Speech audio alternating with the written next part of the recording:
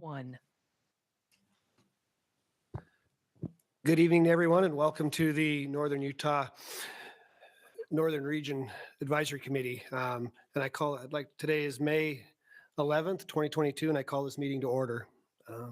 And we welcome you to the Northern Region Advisory Council meeting. This meeting is being held in person in the Weber County Commission chambers in Ogden, Utah, as well as being streamed live on YouTube. This is a public forum allowing you to express your opinions and proposals on the management of wildlife in our state. The RAC considers your ideas, opinions, and proposals and reports them to the Wildlife Board. The Wildlife Board, not the RAC, is charged with setting wildlife policy for our state. We all have our ideas and opinions about what is best for Utah's wildlife, and we approach this with tremendous emotion and passion. I encourage all who wish to express their opinion to do so. However, I ask that we respect opposing views, that we keep our emotions in check, and we allow all individuals to freely express their opinions. Appropriate conduct will provide smooth meeting flow, allowing the RAC to listen, digest, and address all concerns, opinions, and proposals offered for consideration. Rude comments, booing, yelling, hooting, or snickering from the audience while individual comments are being offered will not be tolerated. If inappropriate behavior persists, the offender may be asked to leave this meeting. I want to begin by introducing our RAC members. My name is Justin Oliver, and I am the chairman of the RAC, and we'll start down here with David. David Earl, Northern Agricultural. Ryan Brown, at large. Brad Buchanan, Sportsman. Kevin McLeod, at large. Paul Chase, Forest Service, out of Logan. Darren Perry, representing the Shoshone Nation. Hi, I'm Jamie Butler from Westminster College, and I'm representing non-consumptive users.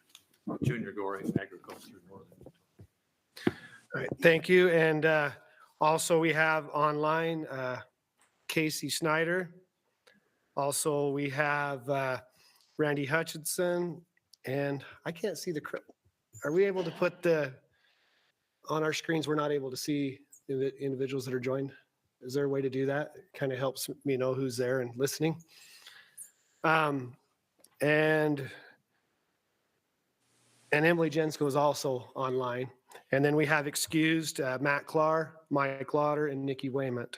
We also want to welcome the DWR staff, specifically those that provided presentations and are available to answer questions throughout the meeting. We have Kyle Maynard, Assistant Attorney General. We have Heather Talley, the Upland Game Coordinator, and Chad Wilson, the Private Lands and Public Wildlife Coordinator. And then most importantly, we welcome the public that are attending here in person, and also those who are watching on YouTube. Those that are attending in person will have the opportunity to provide comments regarding any agenda item. If you wish to make a comment, you must fill out the comment card for the item that you wish to address. Those comment cards are back in the back if you haven't already done so. If you'll please put fill that out and put the agenda item that you'd like to comment on. And we like to do that just before we address that agenda item. And then the public that are watching on YouTube will not be able to provide live comments during the meeting. However, the presentations were provided for viewing online, and the public was able to provide comments to the RAC members for this meeting. And we were able to review those and hear everyone's opinions on that. So our protocol, our protocol will go as followed. As we go to each agenda item, we will first, we'll begin. Sorry, I'm trying to decide how we want to proceed. I guess go through the process. So what we'll do is we go to each agenda item. We'll first begin by giving the opportunity from the division employee who will be presenting the presentation to be able to, they'll come up front to ask her any questions. We'll be able to ask, the RAC will first ask questions. Then we'll allow the public to ask questions. We'll then have comments from the RAC, and then actually after that, we'll then hear the public comments And then we'll hear comments both from the RAC and from the public who are here. So right now I'd like to, first, if we could begin by getting approval of our minutes. Hopefully everyone had the opportunity to look at the minutes from the last meeting. Is there any questions on those? All right. I'd entertain a motion to both approve the minutes from last meeting and also to approve the agenda for today. Make a motion to approve the minutes from the last meeting and today's agenda. I'll second that.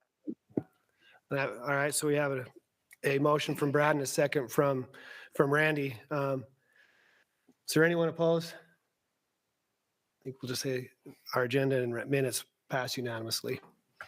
All right. So now I'm going to turn some time over to, it actually says that me, but I'm going to turn the time over to Jim, and he's going to give us an update from the Wildlife Board meeting of last month. Okay, thank you. My name's Jim Christensen. I'm the Regional Wildlife Manager filling in for Ben Nadolski, who's somewhere out in the middle of some ocean. Hope he comes back. I'd much rather sit in the back there. From the last Wildlife Board meeting held April 28th at the Eccles Education Center at Farmington Bay. The first motion that was made was a move to approve the buck deer permit recommendations as presented by the division. That passed unanimously. The next motion made was a move to increase bull elk tags on the beaver unit to 76 and allocate them proportionally. That motion failed as it was voted on at a 3-3 tie, and Chairman Albrecht broke that tie with the consenting vote, or with an opposing vote. The next motion was I moved that we increase bull elk tags on the beaver unit to 65. That motion passed 5-1. Next motion, I move that we approve the remaining elk and pronghorn permit recommendations as presented by the division. That was passed unanimously. Once in a lifetime permit recommendations motion was I moved that we reduce the 9-mile Jack Creek Bighorn Sheep permits from 3 to 2 and increase the North Slope, South Slope, Hyena Central Archery Mountain Goat permit from 1 to 2. That motion passed unanimously.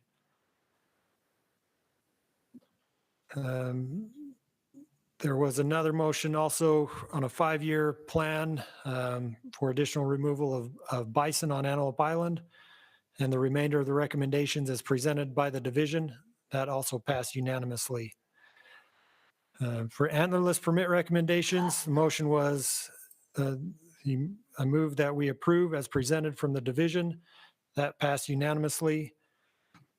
On the CWMU antlerless permit recommendations, the motion to approve the 2022 CWMU antlerless permit recommendations as presented by the division. That passed 4-2 or 4-0, and then 2 recusals as their Wildlife Board members affiliated with CWMUs. Final motion for the Bighorn Sheep season dates and conservation permits was to approve the Bighorn Sheep season dates for conservation permit recommendations as presented by the division, and that passed unanimously. Thank you, Jim, Thank you, Jim, for that. Also just recognize that we have a member of our Wildlife Board also here, Bryce Thurgood's in the room as well. A little late, but we'll take him. But so Jim, we're going to go ahead and let him continue. He'll also at this time do our regional update as agenda item number 4.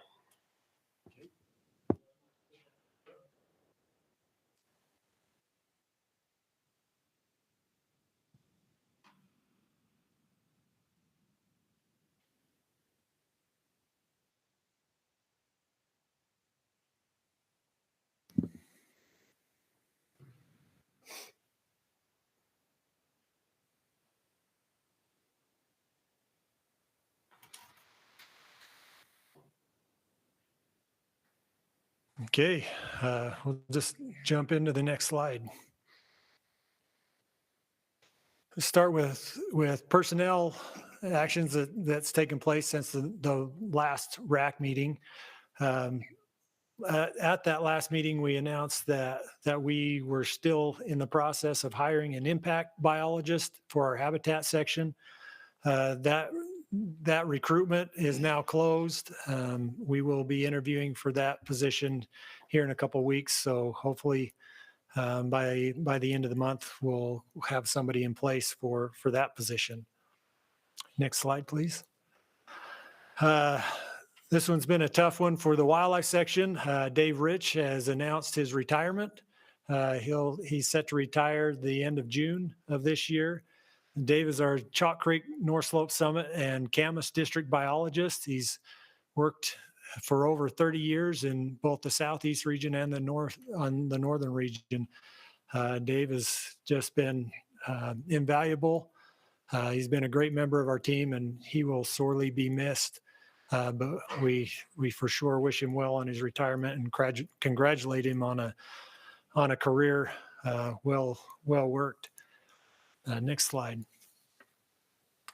And with our deepest condolences, we announce the passing of Billy Fenimore. He was the director down at the Eccles Wildlife Education Center at Farmington Bay. His family has set a celebration of life for him this weekend on May 15th at the Starks Funeral Parlor. Billy had not a whole long time with us, but for the time that he was here, he did a great job leading the education center. One of the things that he tried to do is get out on a bear den with us this year. We invited him, and he says, "Oh yeah, I'll be there next year." So unfortunately, we weren't able to get him out on a bear den with us this year. And we wish our best to his family. Next slide. Update on the progress up at Cinnamon Creek WMA. We've been able to finally get access up there. The roads were pretty wet and still have some pretty good sized puddles up there, but we've been able to get up and start an inventory on our roads, fences, and signs and other resources, and get an idea of where we can start and what we need to be doing. Getting some range trend surveys going, as well as some wildlife surveys. We were able to get up there and look for some sharp-tailed grouse and find them right where Mike Lauder from the RAC told us we should find them. So we're grateful for his help and finding those birds up there. Next slide. Habitat section is working on some guzzler projects out on the Newfoundland Mountains for the Bighorn Sheep. They will be out there next week setting 2 more guzzlers, and look forward to the results that those will have for the bighorns out there. Next slide. On the East Fork Little Bear Wildlife Management Area, we recently closed all overnight camping on that WMA. There was a big problem with litter as well as infrastructure damage. We couldn't keep a wood pole fence up. There's damage to the roads. There is day use fishing still allowed up there. So hopefully we can continue to provide good opportunities and experiences on a day use basis up there. Next slide, please. For the wildlife section, right now we are currently doing lambing surveys out on Antelope Island for the bighorn sheep. We have found some lambs out there, still looking for some more. That is a volunteer opportunity for anyone on the RAC or on the public side as well. You can get a hold of me. I'll get you in contact with Shayla Walden, our biologist that covers out there. We're wrapping up our sage and sharp-tailed grouse let counts. For the northern region, the sage grouse counts appear to be on an upward cycle again. Counted more than we did last year. Sharp tails are looking well also. Biologists are getting out and doing some spring habitat evaluations. And our conservation species biologist and his crew are getting out and doing some small mammal trapping and some bird surveys as well. Next slide. With our Great Salt Lake Ecosystem Program, last week they were able to help with the tour of the Great Salt Lake with Lieutenant Governor Henderson, provide some boats and some insight on the lake. This week they'll be participating in the Davis County Bird Festival. And next week there will be a forum to discuss Great Salt Lake issues that will be hosted by the Friends of the Great Salt Lake. And the GSLEP crew will be participating in that. Next slide. From our aquatic section, on May 4th, they stocked 10,000 2-inch fingerlings into Pineview Reservoir with plans to stock an additional 10,000 at the end of the month. Newton Reservoir is also on the docket to receive some of those fish as they are available. Next slide. Over on Bear Lake, they recently completed some net surveys over there. As they were bringing the fish in, they were working with Idaho Fish and Game to collect additional genetic sampling from the lake trout and test for sterility of those lake trout. And in the Swan Creek fish trap, they are running that right now. It's in operation, trapping Bear Lake cutthroat trout and spawning them. But in talking to Chris Penny, our aquatics manager for the region, he said the cutthroat trout right now are doing exceptionally well over there in Bear Lake, to the point where they're going to reduce the amount of eggs taken on the fish trap and the amount of fish that are being put back or stocked into the lake. So it's really a success story for that. They're also seeing some declines in the Cisco populations, which the cutthroat are eating on. And so, there's room to cut back on some of the cutthroats there. Next slide. And the waterfowl crews have been busy. Last week, they had a 300-acre burn out on Ogden Bay waterfowl management area. Today, they had a plan to burn 600 acres out on Salt Creek waterfowl management area. And there's another 350-acre burn proposed for Ogden Bay as they can get the conditions to meet the prescription to light that one on fire. Besides the burns, they're busy planting shrub rows and food plots for the upland game and for nesting waterfowl. Next slide. Our law enforcement section participated in the antler auction. There is a really neat video of that. If you can remember the link there. If not, you can just Google the Utah antler auction just to see how many antlers were really all lined up there. It was quite a sight, and they got them all sold. Next slide. Law enforcement section also participated and helped with the National Archery in the Schools program tournament that was recently held. It brought in school kids from all over the country, some really great kids, really great shots with their bow. And so that's always a good time helping out with that. Next slide. Our outreach and some of our law enforcement officers helped with the youth fishing tournament at East Canyon Reservoir. There's over 100 youth that participated in that event, with 60 of them catching and checking in fish. And prizes were awarded for 3 different age categories at that. Next slide. Oh, and that's all I have. All right. All right. Thank you very much, Jim. Does anyone have any questions for Jim concerning the update? All right. At this time, we'll go to the next item on the agenda, which is a conflict of interest informational, and that will be presented by, or discussed, I guess, by Kyle Maynard, Assistant Attorney General. Kyle is joining us virtually. Is there anything that would you like to take some time to share a little bit more about this? I guess we've watched some of your stuff, but we'll give you an opportunity to share. Yeah, sure. Good evening. Like you said, I'm Kyle Maynard. I'm the Assistant Attorney General assigned to Division of Wildlife. I know we've all heard this before, and I just figured it's been about a year since we did our RAC and board training and went over this. And I figured it's as good a time as any to come back and just quickly discuss. But I know you all have probably watched last night's presentation and you've seen these documents, so I won't take up too much of your time. But as we've discussed, conflicts of interest come from Utah code, and really there's a couple of statutes that we look at for that. 6716 is your kind of public employees ethics act, and you have Title 79 is Department of Natural Resources, and it talks about conflicts of interest for board members, which includes RAC members.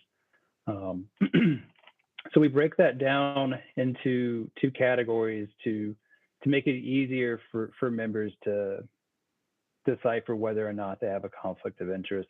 You have perceived conflicts and actual conflicts. Actual conflicts of interest are conflicts that require a declaration of a conflict and then abstention from voting on a matter that the conflict applies. Those situations generally involve some sort of financial implication. So some examples of that is a member is an officer, employee, director, or administrator of an organization or business that may be financially impacted by a matter before the board or the RAC. Similarly, an employee or a member, their spouse, or minor children could have a substantial ownership, which is defined as 10% or more. So a substantial interest in an organization or business that could be financially impacted. A member or immediate family could be financially impacted or economically impacted, positive or negatively, by a matter decided before the board or the RAC. Instances where a member feels they're not able to objectively evaluate a situation. Those, do come up, and those are ones you just have to recognize that you can't be objective, and it's best to just abstain from voting. And last, the member has a personal investment in an organization that would create a substantial conflict. Those are all situations that by statute you would need to recuse yourself from voting. You're allowed to participate on the board. You're allowed to discuss, but you would have to refrain from voting.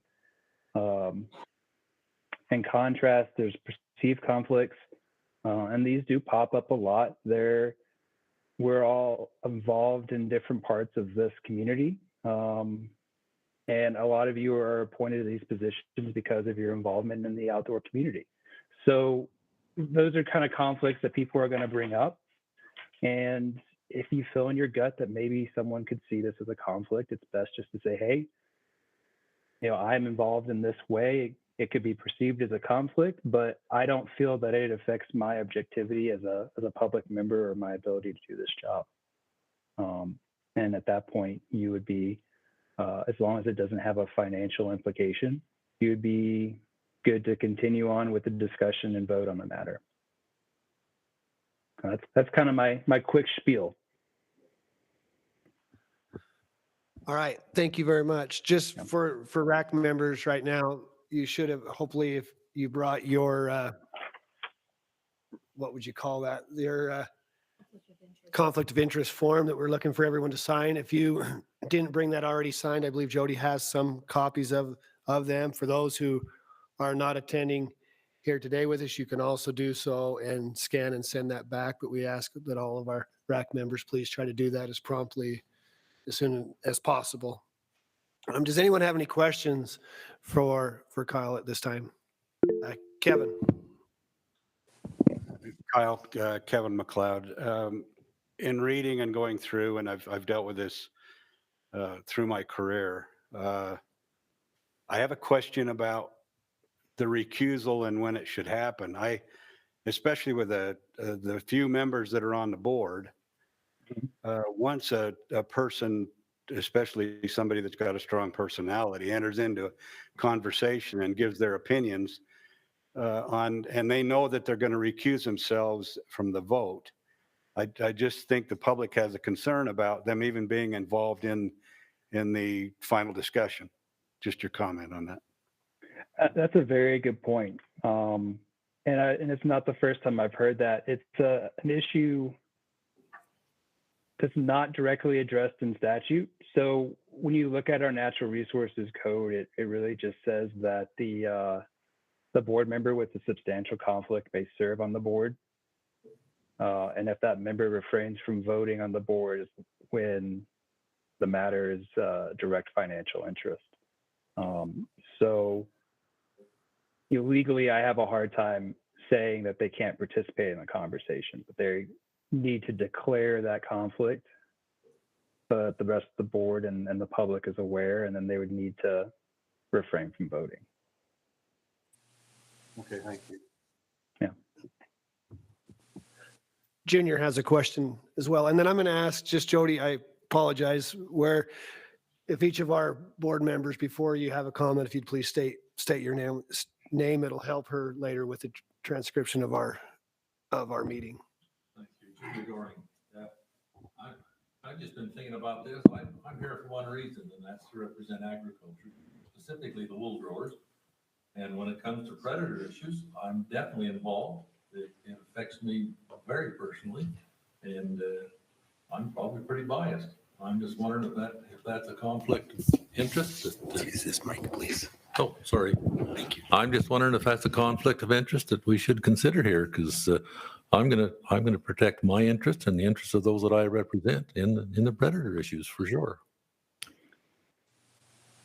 Yeah, I absolutely. I understand that, and I appreciate you bringing it up. And I think the best way, and I was going to add this to the end, but as an agenda comes out and an issue is coming up, so if it involves anything with changes to depredation, that's a great time. My door is always open. Give me a shout, and we can talk through it, and we can figure out if there is an issue that comes up that would require you to declare or abstain from voting on a matter.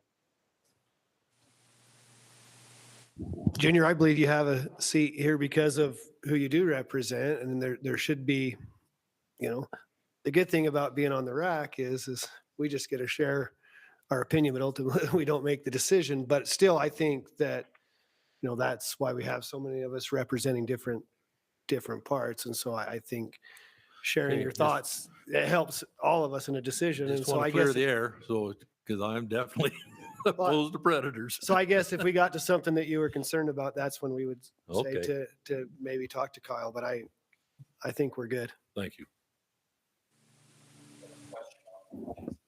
All right. Okay. Randy, sorry, I didn't see that. Yeah, no, Kyle, Randy Hutchison at large, and I sincerely apologize. I'm not there in person. I just can't right now. Kyle, this is a question that has been brought up to me several times, and you touched on it. I just wanted you to reiterate it. If we have people voting that are in leadership positions in conservation organizations, can they vote or should they be abstaining? And is the same held true for membership in those conservation organizations? So membership, no. Leadership, because their involvement in the leadership of that organization could have been their decision, their loyalties, their fiduciary duty to an organization would conflict with their public obligation. So I feel like if there's a financial implication there, then there would need to be a reason for recusal. Okay, thanks for the clarification. Okay. Any other questions before we move past this information. Thank you, Kyle, for taking the time and helping us understand this a little more. Yeah, thank you, everyone. And as always, my door is always open. All right. Hey, Justin, may I ask, Kyle, are you staying on for the whole meeting? Yes. Yeah, I'll be logged Great. on. Okay, I have a question later that will probably involve you. So glad you'll be around. Perfect. Yeah. All right. Okay, thank you very much. We're going to go ahead now. That's all right. And we'll move on to the next agenda item number 6, which is the Upland Game Management Plan, fall turkey permits and air rifle recommendations. We have Heather Talley here, our Upland Game Coordinator. She's here to answer any questions and hear our comments. Hopefully everyone had the opportunity to watch the presentation, to read. And I just want all of our RAC members to know also that all of our department heads, our employees of the Division of Wildlife are always open to the questions. And so to help yourselves come prepared for this meeting, please never hesitate to reach out to any of them. That's what they're there for. You know, it can really help educate yourself before you get to the meeting. And so it doesn't, they're there for all of us to answer questions. And I've never had one of them. If they haven't answered the phone, they've always gotten back to me. And I hope you'll all do that to really help you understand. Today, I was on the phone with quite a few members of the division, and I appreciated their input to help me understand some of these topics more. So I wanted to put that out there that you all know that that's available. So with that, we'll begin with our RAC. If anyone has, first, I guess, Heather, is there anything that you'd like to maybe share that wasn't already a part of your presentation or something that's changed since that? I would. Can you hear me okay? And is this Yes. working, Mike? Okay. So with our turkey rule that we're coming forward with the recommendation of 2 beardless permits in the fall and 1 hunter's choice. And with that, an oversight on my part was that we needed to somehow account for that in our identification of species and sex, and that's R65754-12. And so on the first line, we would just strike out the portion that says during the spring seasons and just require that the head and beard must remain attached to the carcass of wild turkey while being transported. And then we would just strike out the second line on that as well that states during the fall season, only the head must remain attached to the carcass of wild turkey while being transported, since we do need to have that proof of sex. Also, do you just want me to go through a couple of just the overview of our recommendations? Would that be helpful? Yes, I believe it would. Great. So with the Upland Game Plan, I'm sure you've all had a chance to look at that, and that's just so that we can come up with some manageable objectives so that we know what we're trying to manage for and identifying priorities. So that was the reason behind wanting to bring that forward. Also, with this rule change, the whole reason that we're wanting to increase female harvest is just for these isolated small populations residing on private property to assuage damage. So we just want to use this for those really small areas. We would never want to extend this into a large, public property only type of thing, but just for those private property areas. And we can be as restrictive as we need to be with the fall boundaries. And we can set a maximum permit allocation for the entire fall turkey permit numbers as well. So with that, also air guns were passed by the legislature this year. And we feel very fortunate that originally they had brought it forward as they wanted air guns to be legal for all turkeys for all seasons. And after some conversations, they have agreed to allow the Wildlife Board to set that, what species would be able to be taken with air guns. And similar to our recommendation in 2020, the reason we're focusing on fall turkey, rabbits, and hares is just because those species can already be taken with a rimfire. So we feel like it makes most sense. Also, there are a couple of restrictions that we have for minimum requirements on air guns. So the legislature did provide that we would have a pre-charged pneumatic air rifle producing at least 2,000 PSI. We've added to that it would be a minimum of 25 caliber, as well as a pellet or slug would weigh 18 grains or more. and produce at least 30 foot-pounds of energy at the muzzle. And when I spoke with Mitch King with the Airgun Association in Montana, he was explaining that this 25 caliber minimum really increases lethality, and it should be a very effective weapon. All right. Thank you. So now it's time for our board, for our RAC, if we have any questions for her at this time. Randy. Hey, Heather. Hi, Red. Couple quick things. Sorry, I'm not there. One, I heard you got beat up yesterday. I'm not going to beat you up. But my first question is just a softball lob. What you touched on it very briefly, but on the Upland plan that was put together, what could you kind of re-emphasize why it is there and what is the benefit going to be? So when we have these measurable objectives and we have research priorities outlined in this plan, that helps us garner support for funding those research projects. Since we have a direction we want to go and different things we want to achieve to get there, that does help us with our funding mechanisms. Is that what you were getting at, Randy? Yeah, I just wanted to explain the benefits so everybody understands why this is a big deal to me. And thank you for serving on that committee. Yeah. And then now, and I'm sure I'll forget something along the way. Honestly, I thought this was going to be an easy meeting, and then a lot of stuff came up last minute that I wasn't aware of. So I know there's some concerns that came up about turkeys and the fall hunt with the up to 3. And I know you threw out some things that can be done there. Can you give us some background information on the current turkey plan? Are there any triggers or population measurements that would trigger changes in what's being done? Absolutely. So we do have current triggers in place for a satisfaction trigger, a crowding trigger, and a success trigger. And we have those set for the spring seasons. However, we are, just something to keep in mind, we are going to be opening the turkey plan this summer, and we're in the process of reaching out to people to convene a committee. We've been speaking with NWTF about it. So as we're getting this committee together and open up the turkey plan, we foresee more changes to come, definitely, and things that can rectify people's current concerns. Okay, and I'm glad you brought that up because I was going to bring it up. So the turkey plan is being updated this summer, and I'm guessing it will be approved or submitted for approval this fall.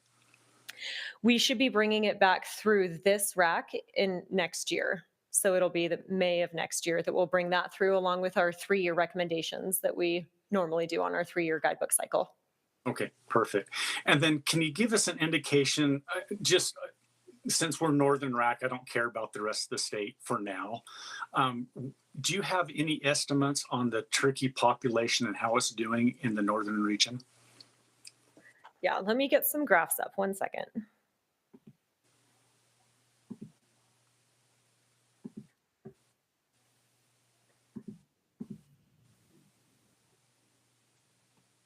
Do I just join the meeting so I can share? Okay. Sorry, Randy, 1 second. No, you're fine. Take your time.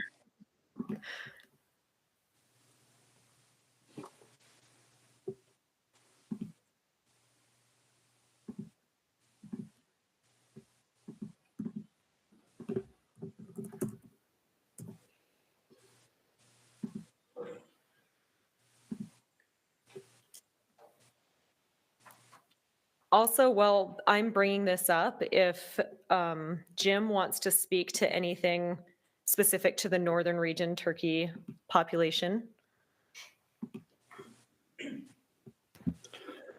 Yeah, excuse me. So currently, populations, we've been seeing a few more birds, just basing off our nuisance calls, number of birds that we moved out of nuisance situations this year and put into other locations. We moved more this year as compared to last year. It was more of a mild winter, indicating that we likely had more birds on the landscape. And then Yeah, this spring so far has been pretty mild, so anticipating a good turkey crop this year.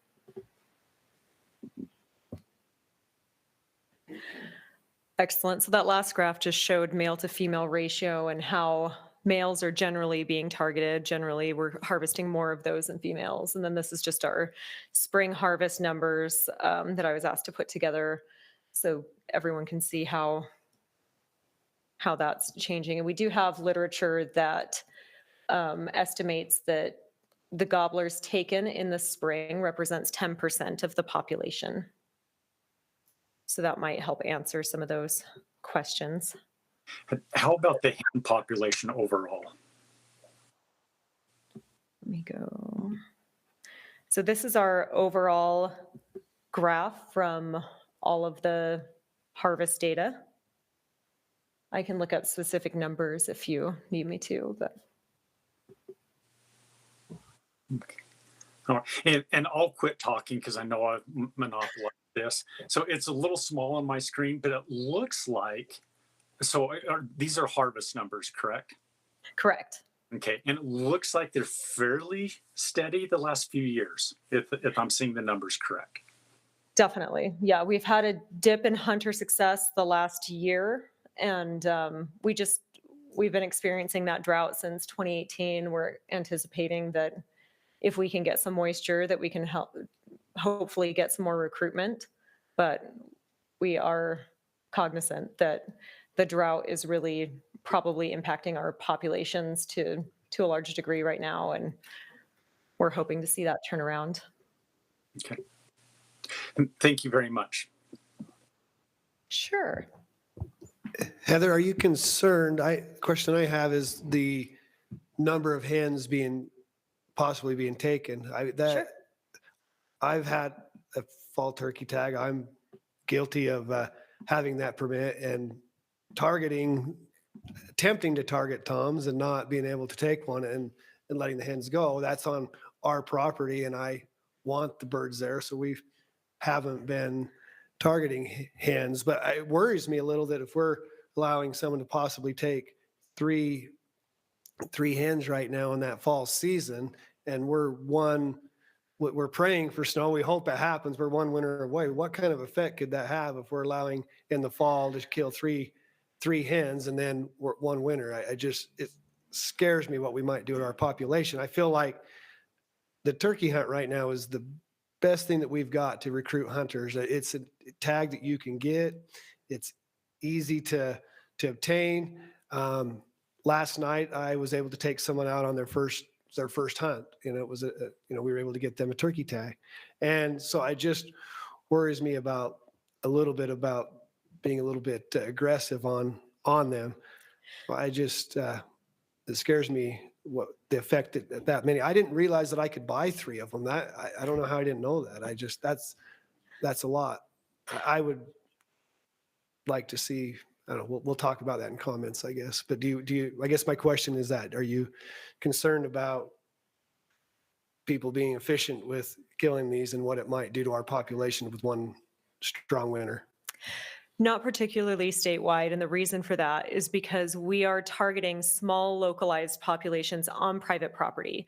I did see in the comments that somebody had mentioned they had purchased some permits and then they weren't able to actually go hunting because they couldn't find somebody to allow them on the property. And so just keeping in mind that with any division permit that's private lands only, we do recommend that people secure that ability to hunt somewhere before purchasing that permit.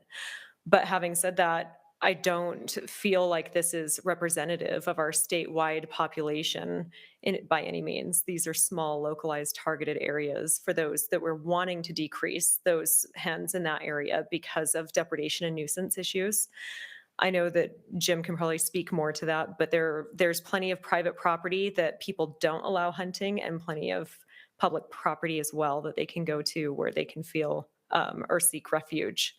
So again, we do feel like the current decline is due to drought. But Jim, do you have anything else to add? Yeah, so this fall hunt, for me, the purpose of it is to reduce the amount of nuisance birds that we deal with in the wintertime. The vast majority of the turkeys that we trap and move are hens and jennies. And so that's why we're kind of targeting them. So in the northern region, it is a good mix of public and private ground.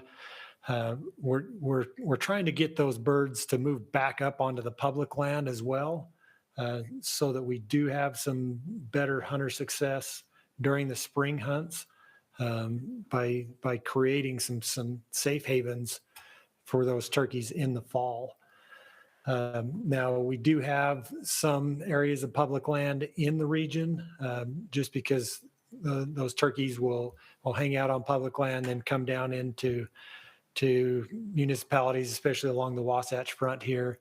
The way the harvest has been going, the way the turkey populations are, there are some of those areas of public land where this fall, when we revisit the boundaries, we're really discussing on pulling some of those out, just to cut back on the harvest on the public land and really have the hunters focus on the private lands where there's issues. And just to add to that, other regions also have been noting the decline and have also been decreasing or eliminating certain fall boundaries from their region. So it's something that we saw has been coming, and we've been starting to react to that. Last year, I know the central region set a cap on the permits where they were unlimited before. And so between that and regulating our boundaries, we have a lot of latitude to change how that hunt impacts populations. And my last question, do we continue there's also depredation tags on top of these, correct? Sure. Have Yes. you seen the demand for those drop with these? Or how, are you still offering quite a few depredation permits, or how are they compared to, is this helping, I guess, with that? That's actually the one metric of data that I did not pull for this meeting. So I will have to look at that and then send it back to you guys if that's okay. And we can disseminate that to all the RACs to see how the control permits and vouchers have responded with the fall permits being allocated as well. I think we have someone that might be able to answer that. Come up, Avery. Well, he's coming up. I don't have all the numbers right in front of me, but it seems like, at least in the northern region, the depredation permits have decreased, just because they can go and buy one of these and have a larger area to hunt rather than just be stuck on their own property. Yep. And I don't have the current statistics in front of me for exactly how many depredation permits and permit vouchers we've been selling this last couple of years. But when we instituted the 3 fall permits, it was primarily designed to relieve that pressure of having to issue fall depredation permit vouchers. So people could just go buy those permits, kind of help themselves with the depredation problem on their property, rather than having the pretty high workload on the division of reviewing each of those and issuing them. So I think it has been successful in kind of relieving that burden of issuing depredation permit vouchers. And I think we have issued quite a few less since the fall turkey 3 permit went into effect.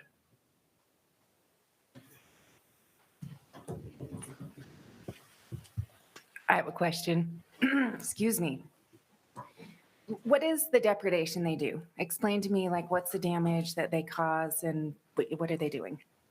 A lot of times they're ripping up haystacks. They can be just really detrimental to people's crops. And then, of course, defecating on things. And then they can't turn around and sell that product. I don't know if there's a lot of one particular issue that you guys are dealing with in the northern region that you wanted to speak to. Yeah, we get a lot of turkeys into feed rows, especially at dairies and in other agricultural operations where, yeah, exactly. They get in there, start picking through, getting the seeds and making a mess in the feed to where then the cattle won't eat it. And do you collect data on this? Like, do you have, I mean, is that part of like what the depredation tag would tell you? Or I guess what I'm asking, is it perceived a perceived depredation or is it a real depredation? We have biologists that go out to meet with the landowners first before issuing permits. So they do go out to make sure that that it is actual depredation. And then we have a database, and I'm assuming everything gets logged in to their gym. Yeah. Okay. So we have a depredation database where we can dictate which issue is causing the damage.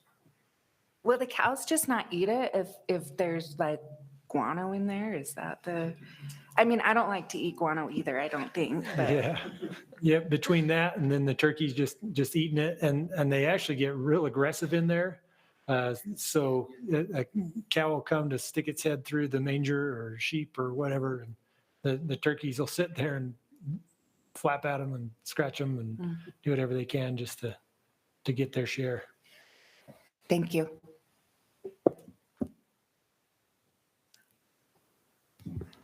Can I make a comment? Turkeys don't come in one. I mean, when they get in a hay barn, it's destructive. Heather, I've got a question way off the track of turkeys. Sandhill Crane. I didn't see anything on Sandhill Crane. Is that not Upland? So it is upland. It's one of our migratory bird species. That Blair Stringham is still over the migratory species of upland, but we are not bringing through our 3-year recommendation right now. This is just for the upland plan, and the fall turkey recommendation, and then the air guns. So we will bring through permit recs and all that stuff for Sandhill Crane, bandtail pigeon, American crow, all those migratory species next year. Okay, thank you. Do we have any other questions concerning the turkey or air guns? I don't know if it's time for, when we get to comments or not, but I hope maybe explain that these air guns are not your Red Ryder. They're not their gun that they're not the gun that you're probably going to shoot your mom told you to shoot your eye out with. These things are very, very lethal. They're not, I just hope people understand that. So if you have questions to look into them, they're pretty cool. I have a question on air guns. This is all these Jamie naive questions. Are they just quieter? They're powerful, but they're more quiet? Is that? They're likely more quiet. I think that this is just expanding an opportunity to allow people who happen to have these air guns and really want to harvest turkeys. It's just an opportunity to allow them to do that. And where we don't feel that there's going to be a high amount of wounding loss, and it's already been brought through the legislature, we felt like this would be an appropriate recommendation. And why is it just for fall and not spring? So we don't have any rimfire seasons for spring turkey hunting. We just do either archery equipment or shotgun, and that's for ethically with turkeys in the spring when they're gobbling and they're easy to call in and things like that. We just want to make sure that it's more fair chase. Thank you. Any other questions from members of the RAC? Right. Do we have anyone in the public in the crowd today that has questions for Heather? All right, we'll start with Brandon here. Please state your name and the question. Is this thing on? Yeah. I'm Brandon Zundel. Actually, I have a couple of questions. One that just came up. Do we have any data to show a ratio between complaints for depredation that come from specifically tom turkeys causing a problem versus turkeys in general or hens? I don't believe we parse that out. Jim, do you feel like your database, is that something that you guys parse out the sex of the turkey that's creating the nuisance or depredation? I've never seen anything like that. Yeah, no, just when we trap and relocate, then we'll get those numbers. We do know we do get the toms in there with the hens, and whether they are more trap shy or, we don't know why, but we catch significantly more hens and jennies than toms. Yeah, I've seen that in the data Okay. as well. And then the other question is, can you just share with the RAC the harvest data that you got from my grammar request on the number of the percentage of harvests on one tag versus 2 versus 3? Yeah, 1 second.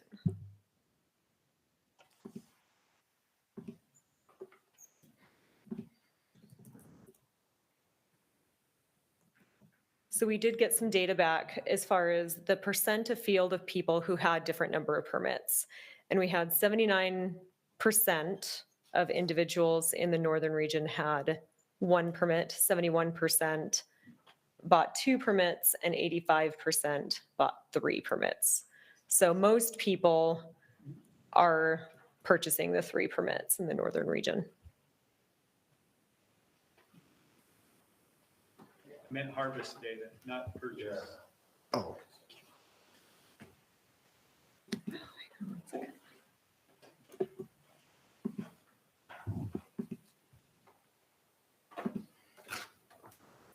So the harvest data for the northern region, correct? No. Of the people that purchased 1 tag, how many harvested versus? Oh, I see. Okay. I'm sorry, Brandon. Thanks. Yeah, so the percent of people who were successful, harvesting 1 bird, 74% of people were able to get 1 bird. 18% of people were able to harvest 2 birds, and 8% of people are able to harvest 3 birds in the northern region for last fall.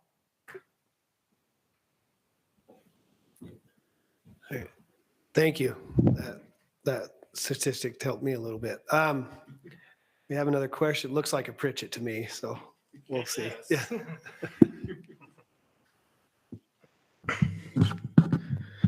Waylon Pritchett. First question, has winter supplemental feeding been attempted to divert turkeys away from nuisance areas here in the northern region?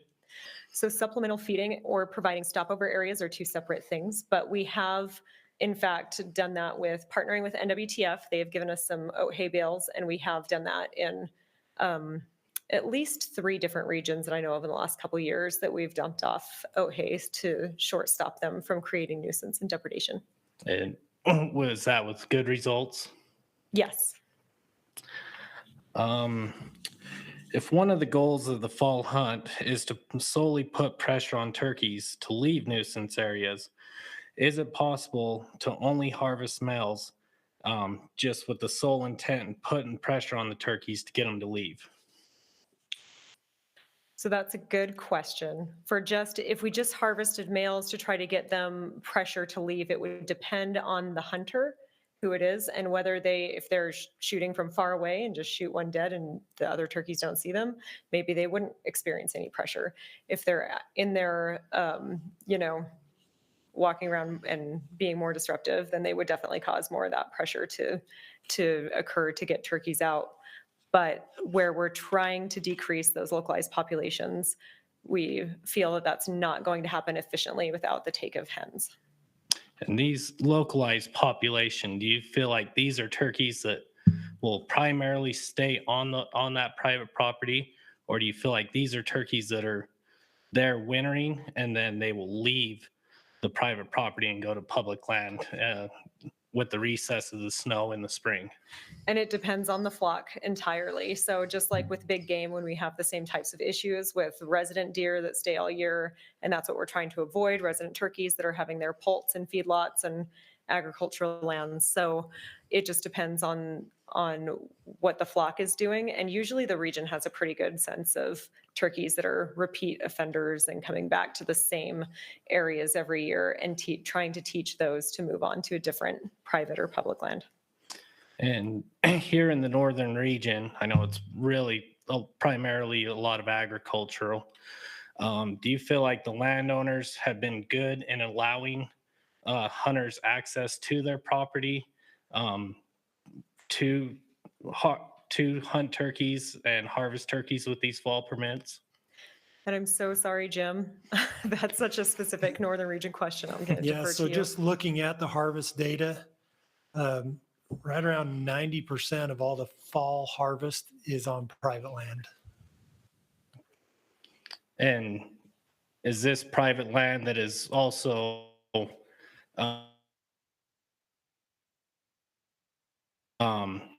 having these depredation issues? Or is it private land that these turkeys are simply just wintering on? A little of both.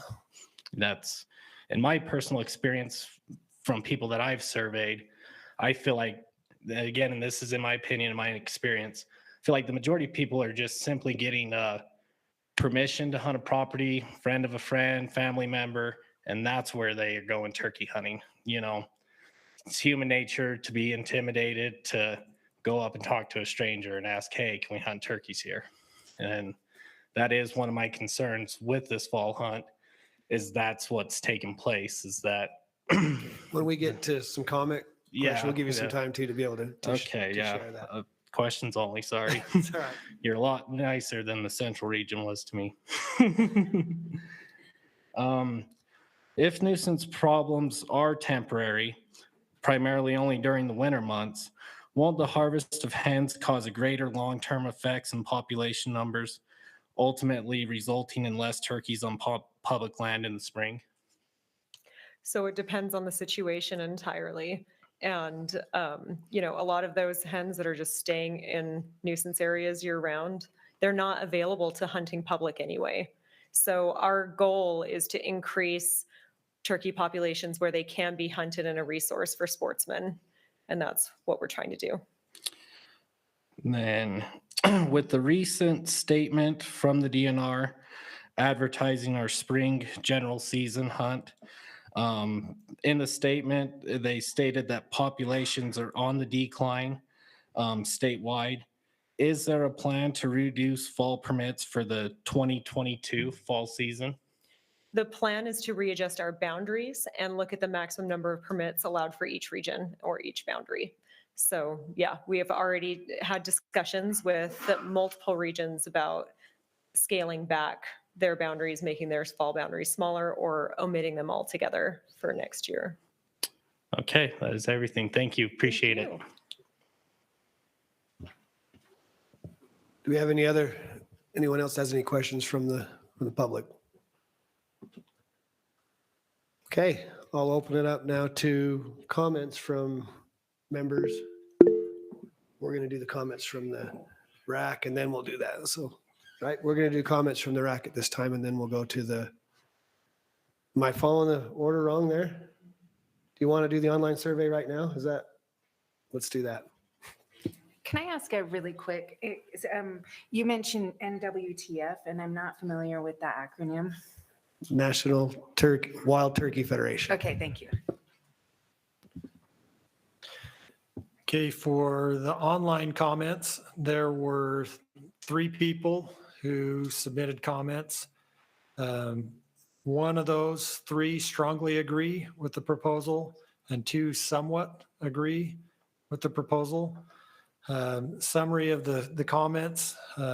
First one is there's concern of the consequences for those that might accidentally shoot a jake and then not self-report their mistake.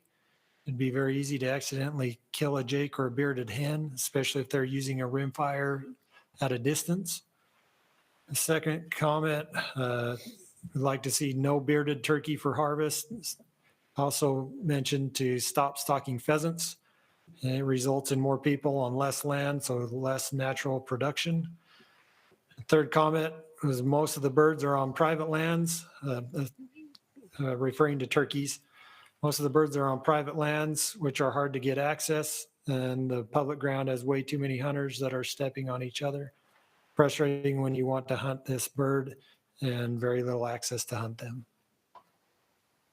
And those were the online comments. All right, I'm being corrected all over the place on my phone that apparently I can't read the proper protocol. So we will go to public comment at this time. So I got a first card, Brandon Zundel.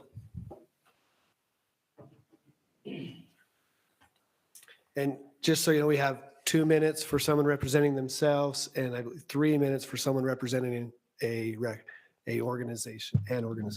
Well, dang it, I need all 3 minutes, but I don't represent an organization. My name's Brandon Zundel. Thank you for the opportunity to speak, and thank you, Heather, for taking my calls and sitting down with me and answering all my questions.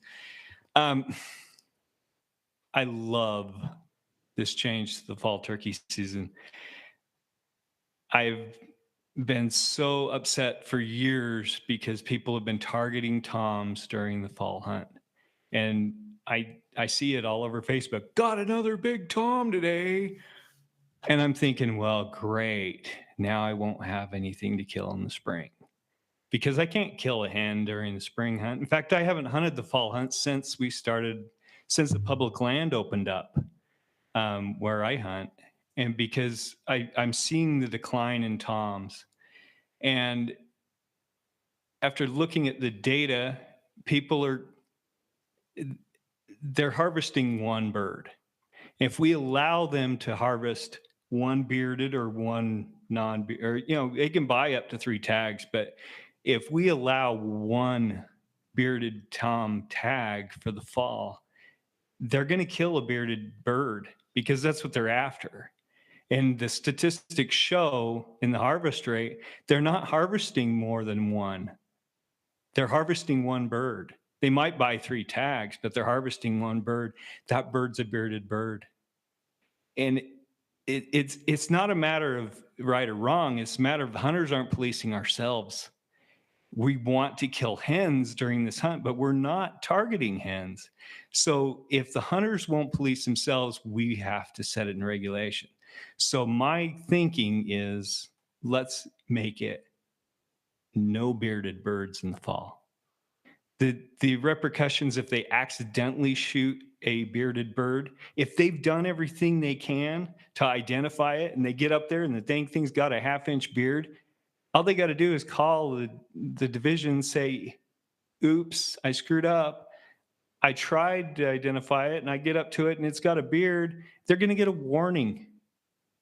So anyway, that's my thinking. And I think the statistics back me up. So thanks. Thank you. All right. Next comment, Waylon Pritchett.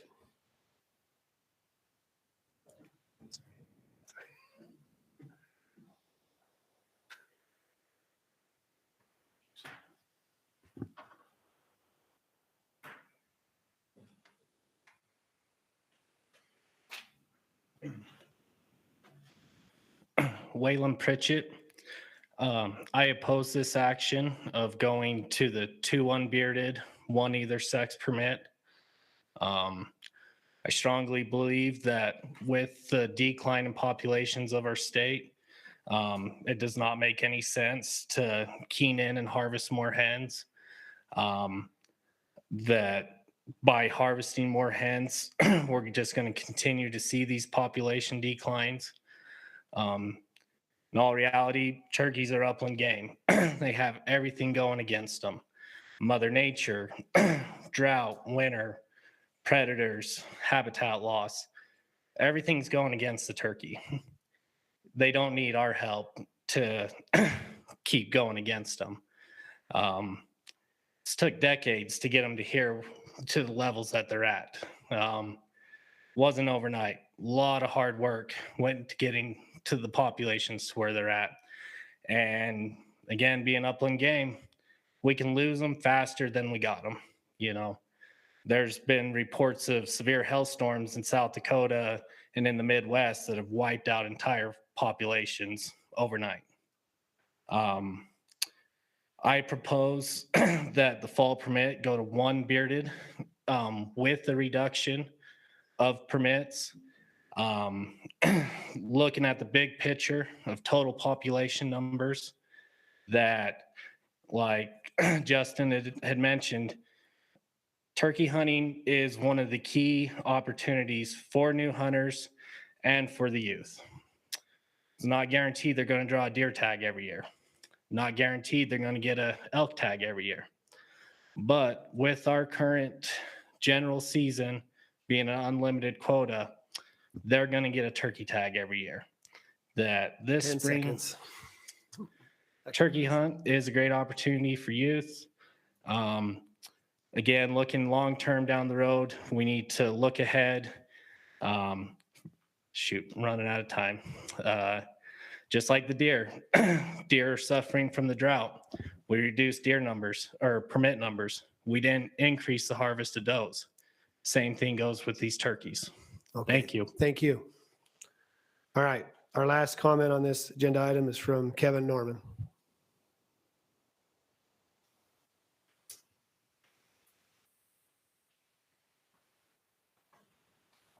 I'm Kevin Norman representing SFW. I first of all want to thank Heather. She's been awesome. We've been on the phone way too much this last week, trying to sort through some of these things and to come up with our position. I actually called Randy last night to pre-apologize. He kind of got after us last meeting for showing up and throwing up ideas all over everybody and with no warning. So I called and pre-apologized to Randy. We had a great conversation. But the presentation came out last week and it's taken time to sort through where we're at. And like I said, Heather's been awesome and super helpful, very user-friendly. And so thank you very much. But with that, with these recommendations, we feel that this turkey hunt is by far the best opportunity we have for kids and new hunters. My kids have hunted lots of stuff, but this is their favorite hunt of the year. And in turn, it's my favorite hunt. I love taking my kids turkey hunting. The weather's nice. There's a good chance of success and it's awesome. Everything else is down in the state. It's no secret. But we always have this opportunity. So for us to target hen turkeys when our population's declining, and I have to argue with you, Jim, a little bit, our population's declining. In the south end of Cache Valley, it's getting bad. And it's no secret. We have drought we're dealing with. Mother Nature we can't control, but how many hens we harvest, we can certainly control that. And in my mind, we should be growing our population. I asked Heather if there's an overall objective for turkeys or, a habitat. What's range capacity? Thank you. See, we've talked so much, she can read my mind. But there really isn't. And so the problem we run into when we grow more birds is more depredation issues. I feel like these fall turkey tags aren't fixing the problem like they were set out to do. It was a good idea in theory, but it just isn't hitting the mark like we was hoping. There's still depredation tags. I can sympathize with that, and they'll always be there to handle some of these things. There's other ways, like was stated, feed programs. SFW is willing to step up and fund and support these programs to keep these birds out of problem areas. They've had success in it. So why don't we look more towards that than just massacring all our turkeys and taking away this unbelievable opportunity we have for our kids and for new hunters. So with that, SFW's recommendation would be to go to one permit in the fall.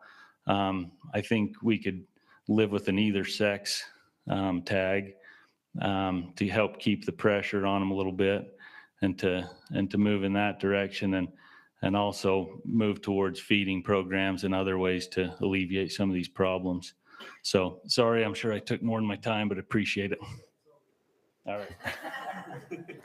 No. Anyway. All right. Those are all the comments that we have at this time.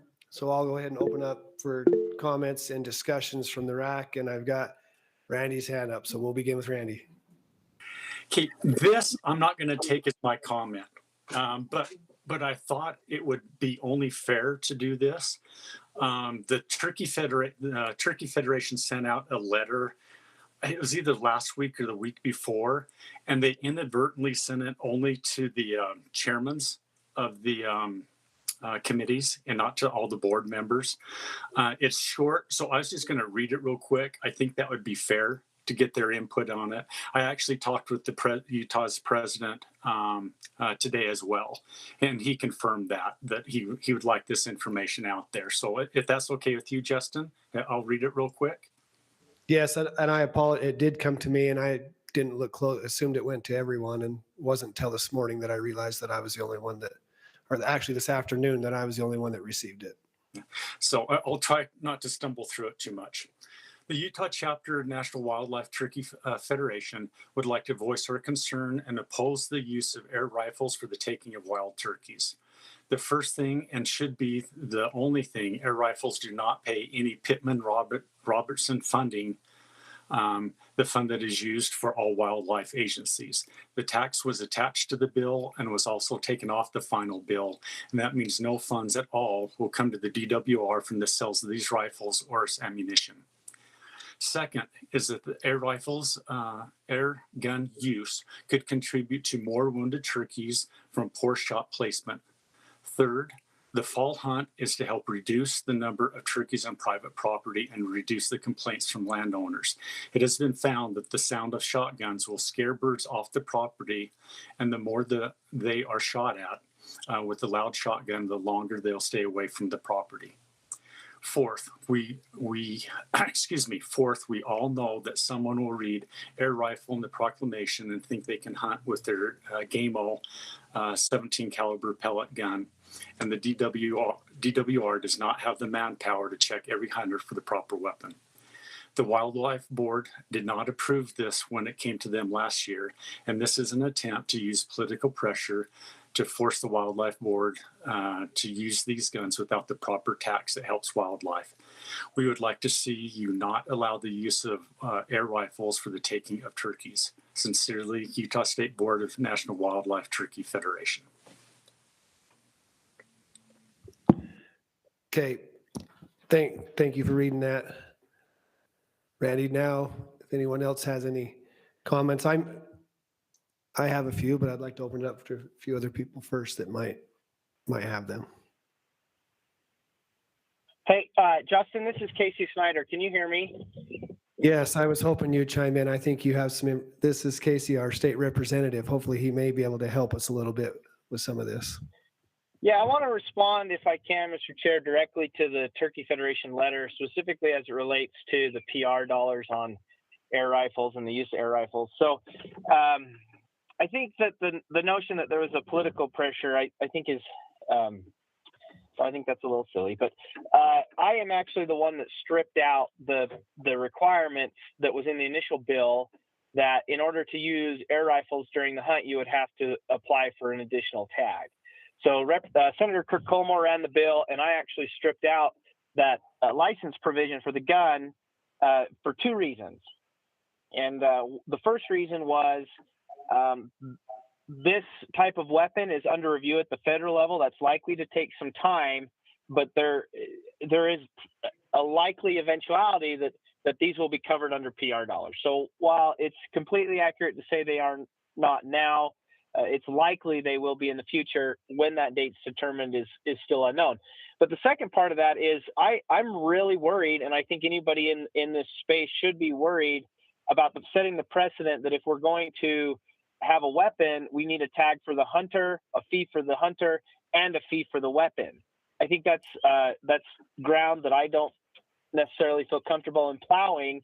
And in order to prevent that precedent, I stripped that out. Likely, we're talking a few thousand, maybe tens of thousands of dollars, a nominal, under best case scenario amount of money.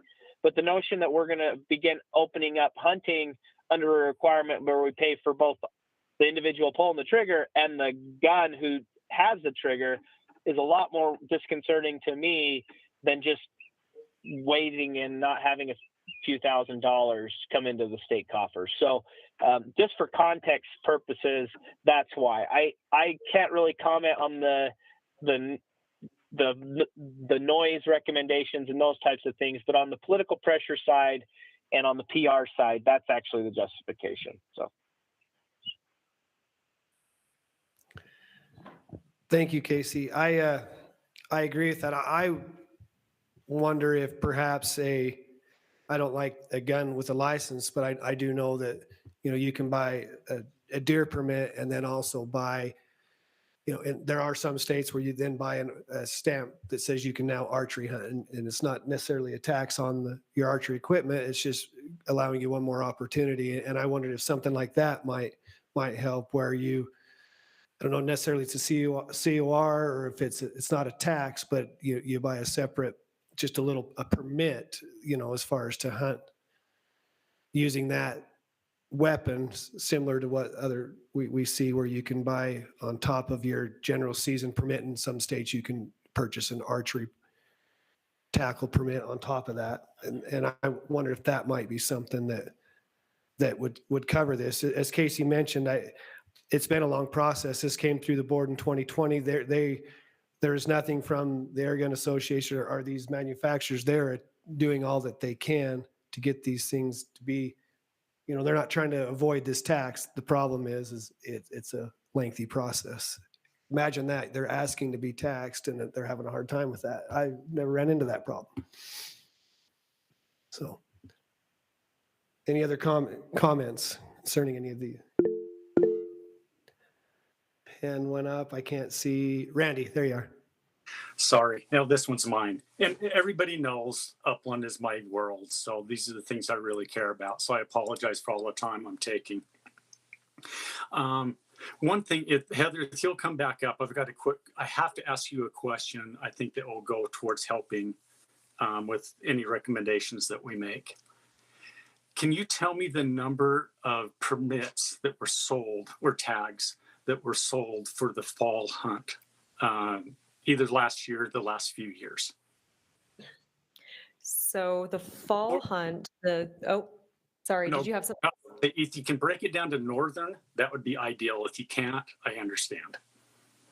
Yeah, luckily, Lindy Varney is amazing and pulled some data for me today. So we have for the fall in the,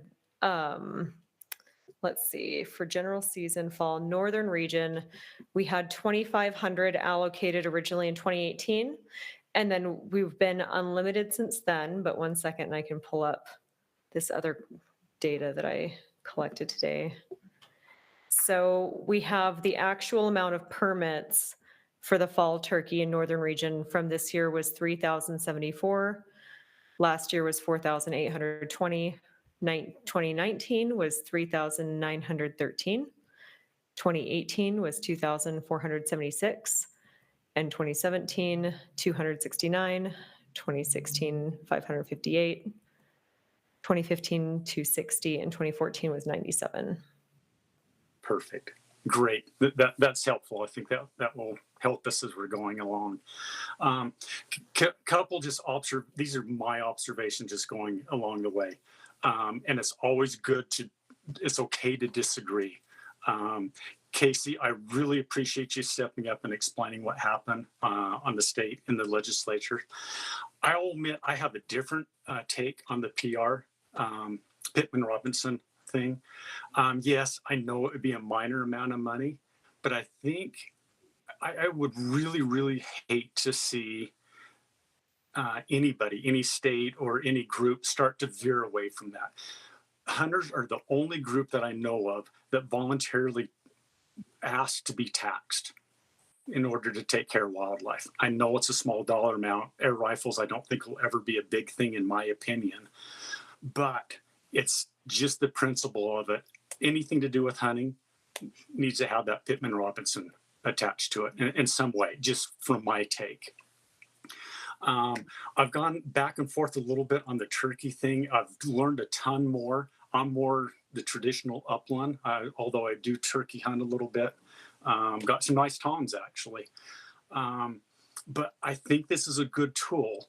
If we're not getting the fall hunt, which is a great place for new hunters and youth to get their first, bite at something, I'm a big advocate for this hunt. I like the hunt, but I think it needs to be only on private property. If we've got, I wasn't aware, it sounds like we have some public property open to it in the fall, or maybe I misunderstood that. I don't think that needs to be there. The purpose of this is to get people opportunities to hunt and to eliminate some of those depredation tags that are going out, which sounds like it's going in the right direction. So I wouldn't want to do anything that would eliminate this hunt. If we're concerned about numbers, we can always look at maybe putting a cap on it. That's why I asked for the number of tags that have been sold. The other number that I thought was really important that Heather shared with us is this is a one bird deal. I was initially concerned when the 3 birds came out. I like, oh man, we're just going to wipe them out. I think if I remember right, the people getting a 3rd bird was 7%, or something very close to that. 8. And people getting the 2nd bird weren't much higher. I mean, so this, yeah, okay. So this is really a one bird thing. So those are my thoughts. I'd like to keep the hunt going. I think I hesitate on the hunter's choice thing because I don't want to impact our spring hunt. But I feel very reassured that the turkey plan is being reevaluated, and it will be, those targets and hard triggers will be put in place for this next year. So I don't think we can screw stuff up too much in 1 year. But those are my general thoughts. Sorry for the ramble. Thank you. And I'm going to make a comment, and then I want Heather to correct me if it's false, but I was share the information that turkey's lifespan, life expectancy, 3, every once in a while, we might get a bird to 4-year-old. Is that a true statement that was given to me? They're not incredibly long-lived. I can look up the lifespan really quick so I can give you or Avery probably knows offhand, huh? Yeah, I mean, it depends on conditions. Right. Generally, the reason I had it shared with me, I was hunting with a gentleman that I consider very knowledgeable with, John Leonard. If he's listening, I don't know, but he was with the National Turkey Federation Wild Turkey Federation for a long time, and he had shared that stat with me. As we began to get proper turkeys on some of our property, I was really reluctant. We're only going to allow so many to be taken, and we tried to be very careful. And he shared with me that just how the life expectancy and how many we lose each year to age. And so I hope people will put that into consideration too. I do think we're putting, I think we can overhunt them for sure, but also, the lifespan, especially of toms, is relatively short compared to a lot of other animals and species. Right.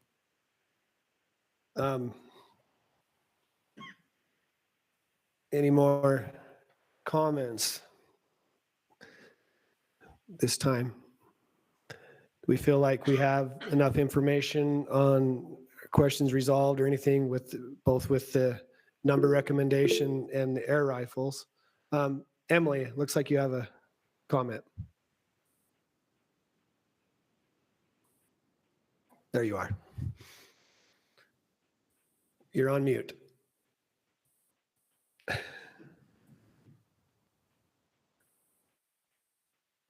No comment?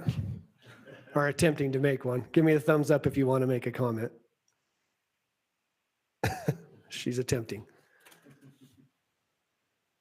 All right. It looks really important too. That's really going to help us.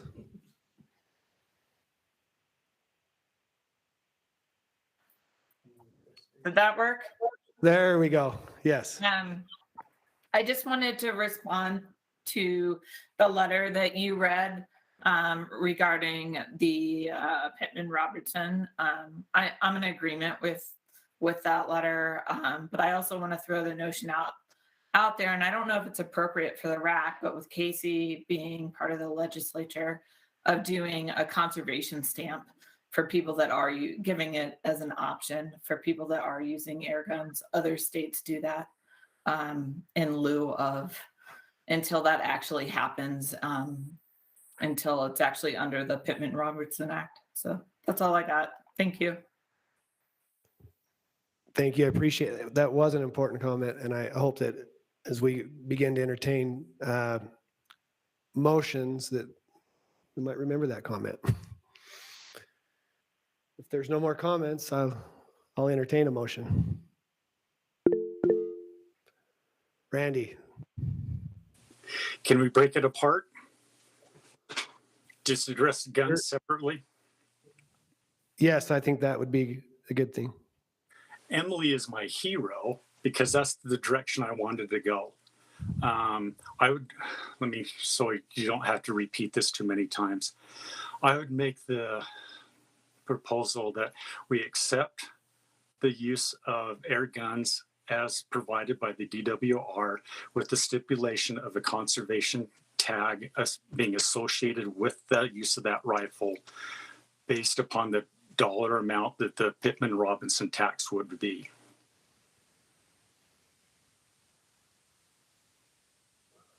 So we have a motion from Randy to accept the air gun proposal as presented with the exception of providing a conservation stamp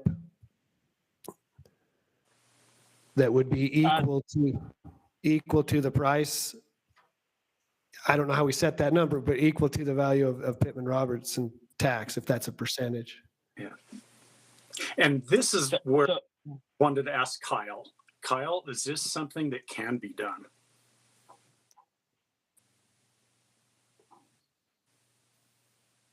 So that is something that I would be happy to look into. I have not run into conservation stamps, and I feel like that's probably a legislative thing. That was my concern. Yeah. I heard Casey attempt to. Yeah, I actually want to second the motion. I like it.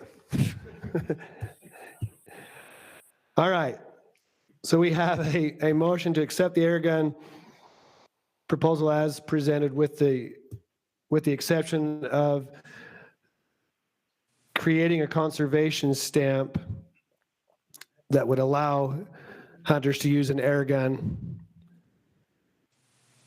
and the price of that conservation stamp be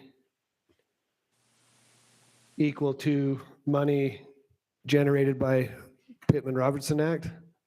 Do you want to include that in your motion, or do you want to put trust in the division to come up with that price? No, just leave it blank because that's something that can easily be tracked down. So just leave it at that, and then the division can work out the dollar amount if we can do that. Are you good with that, Casey, with your second, if we admit that section?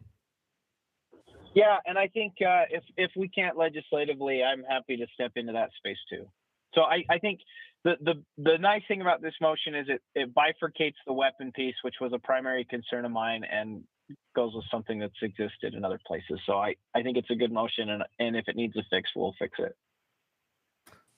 All right. Do we have any questions or comments on the motion? All right. I'm going to call for a vote at this time. Ryan Brown. Against. Brad Buchanan. Yes. Jamie Butler. Yes. Paul Chase. Yes. David Earl. Against. Junior Goring. Yes. Randy Hutchinson. Yes. Emily Jensko. Yes. Kevin McLeod. Yes. Darren Perry. Yes. Casey Snyder. Yes. Okay, motion passes 1, 2, 3, 4, 5, 6, 7, 8, 9-2. All right, I'd like to give a moment to our two votes that were against to be able to tell us the reason for their, well, I'll begin with David. We're here on the end. I don't think your conservation tag will generate enough money to pay its time. Okay, meaning the amount of time that it'll take together to put that stamp. Yes. Okay. Ryan. I know guys who hunt with homemade archery tackle or other period weapons and stuff, and just this idea of tracking down and saying, is this weapon paid some tax or something like that? Seems like we're opening a bureaucratic nightmare. Interesting. Thank you. Okay. Thank you for that. So now we've had a motion on the air guns. We still have the remainder of the proposal at hand. Do we have anyone willing to make a motion with this section of the proposal?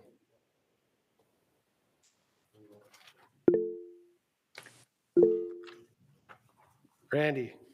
If someone else is going to, I'll wait. I've talked all meeting. This is your baby. You just told us you're passionate. So I think. Okay. So I want to be as precise as possible. My recommendation would be so I'm going to explain this first. Because of the concern for populations and acknowledging that we only have 1 year that this would actually be in effect because of the new program that's coming up, I propose that we limit fall tags to 2.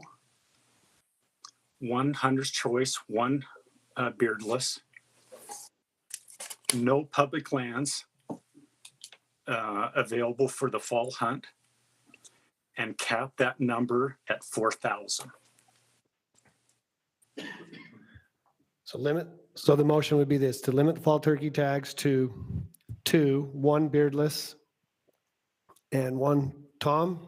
Hunter's choice. Hunter's choice. Hope Jim's writing this down. And that no public lands be included in the fall turkey hunt. And the cap be at 4,000 permits. Is that statewide or is that in the northern unit? That was northern. If those numbers Heather gave us, I believe were from northern only. So my logic behind this is 4,000, a little over 4,800 was the most tags ever sold. And that's with 3 tags. So if we reduce it to 2, 4,000 should still give all the youth, all the new hunters, the people that want to hunt with their kids, it should still give them ample tags to get 1 or 2 tags. That's my logic. Before we call for, do we feel, not sure who's going, if it's Heather or who I'm going to ask this question to, where this is only specific to northern Utah, will this complicate things, or do we feel like if this motion were to pass that it would be, how would that work where it's only, the permit numbers only address northern Utah? As far as setting any permit numbers, I think that would have to be stated in our rule. Kyle can correct me on that if that's not right, but we'd probably have to put that, if we're going to set a cap through the wildlife board, then we'd have to incorporate that into our rule as well, which can definitely be recommended. Heather, am I wrong? I thought the central region had a cap. They do, but it wasn't done through the process. We give the latitude for the regions to choose the max number of permits they want to allow for each region. And they're allowed to change their fall boundaries.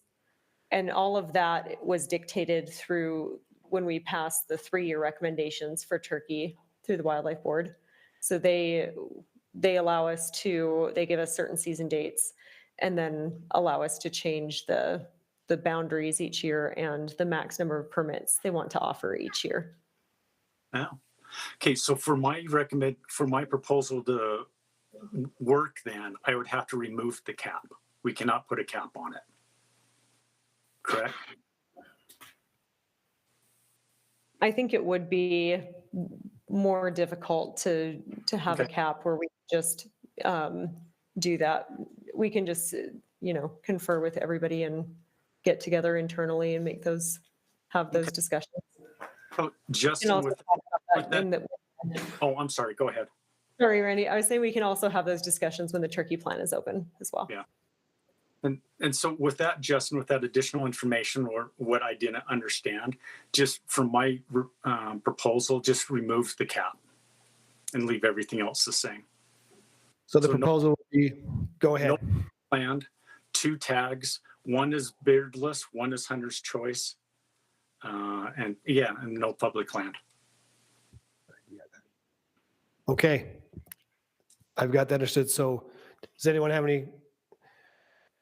I think it's clear what he just said. Do we have anyone that would second that motion? Okay. Okay, we got 2 questions on the motion.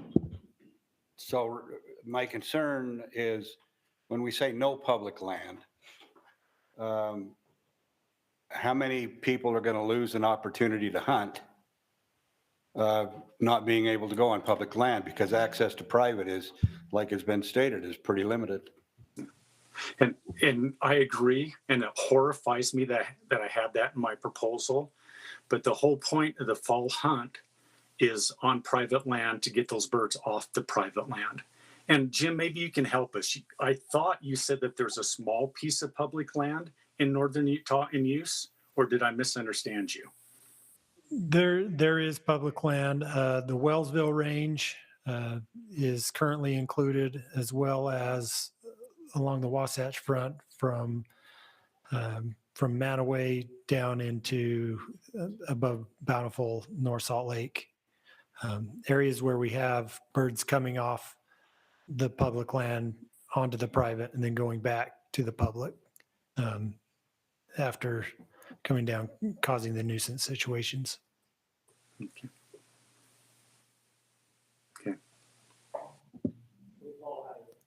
So Randy, I was just wondering about the rest of the state. Are we going to accept the division's proposal as presented?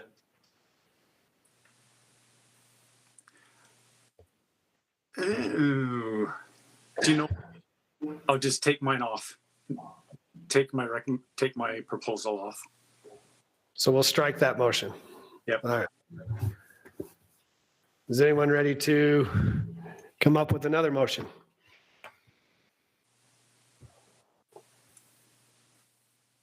Go ahead, Junior. Okay, Junior. Mr. Chairman, I move that we accept the division's recommendations after seeing how much time and effort they put into this. I believe they're on the right track. I believe they'll do the right thing. I'll second that. So we have a proposal to accept the proposal as presented by Junior and a second by Ryan, correct? Okay. Any discussion before I call for a vote? Kevin? Would you guys be willing to drop the number to 2? Just because of the concern that SFW has and others about the declining population and the effect it may have. I understand that that third turkey is taken very few times, but so I don't see a real reason to have that third permit, other than people are going to look at it as a revenue source and say, well, they're just letting us buy 3 because they get the money for it. I don't know. That's the only thing that sticks in my craw. Okay. Bad pun. No. As I understand Robert's Rules of Order, we're not allowed to edit the motion once it's been made and seconded. So we need to vote on it before we propose. I mean, These You changes could alter it before. yeah, unfortunately, never witnessed a meeting yet that's followed the rules, so I don't know why we start now, but I think you're correct. We have a motion and we have a second. We've heard a concern. I think our opportunity, we'll take a vote at this time. Yes, Brad, Can I ask one question before we vote? I guess. Just to clarify, is the turkey plan up for review? Will 2022 be the only year? And then the seasons in 23 will be under the new turkey plan? The turkey plan is going to be open in the next month or 2, and then we will bring that through the May RAC next year. Okay. Okay, I'm going to call for a vote. Ryan Brown, Yes. Brad Buchanan, Yes. Jamie Butler, Yes. David Earl, Yes. Junior Goring, Yes. Randy Hutchinson, Yes. Emily Jensko, Yes. Kevin McLeod, I'm going to cave in, yes. Darren Perry, I'm not caving, no. Casey Snyder, Yes. Motion passes. Did I miss somebody? Paul. I'm Yes. sorry. I'm sorry. I skipped over. Motion passes 1, 2, 3, 4, 5, 6, 7, 8, 9, 10-1. Thank you. I believe that. What's that? And we'll give Darren an opportunity to share his thoughts on voting against this proposal. No, I mean, my only objection is we know we're not harvesting 3 birds, but we do it anyway for revenue. I mean, that's not a good reason for me. And so that's the only reason I opposed it. Okay. All right. Thank you. That brings us to our next agenda item. The less controversial one, right? Agenda item number 7. We have Chad Wilson here, who is our private lands and public wildlife coordinator. He's here for all of us to ask questions. Chad, before we go into that, is there anything that you would like to share that wasn't in your presentation that might be pertinent or help us with our today?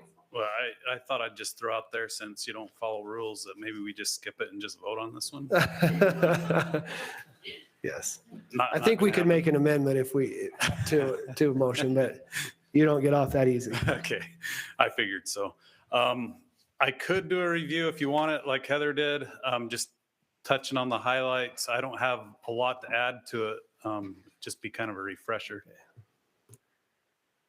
Okay, this is this has been the most complex and difficult thing for me to understand in the 6 years of being here. And as I spent 8, 9 hours, I shouldn't say that, but 8 or 9 hours on the phone today.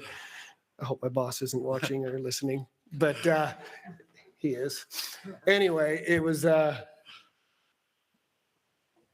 is a very sensitive subject and a lot there. And so I feel like our Northern RAC, what I witnessed is watching the Central and hearing from other RACs is that they had some members of their RAC that were actually on this committee that helped come up with these proposals. And so where we don't have that to our advantage, I'm going to ask that both Chad and, if you'd be willing, if we have some questions or to step in during this time and maybe help clarify some of that.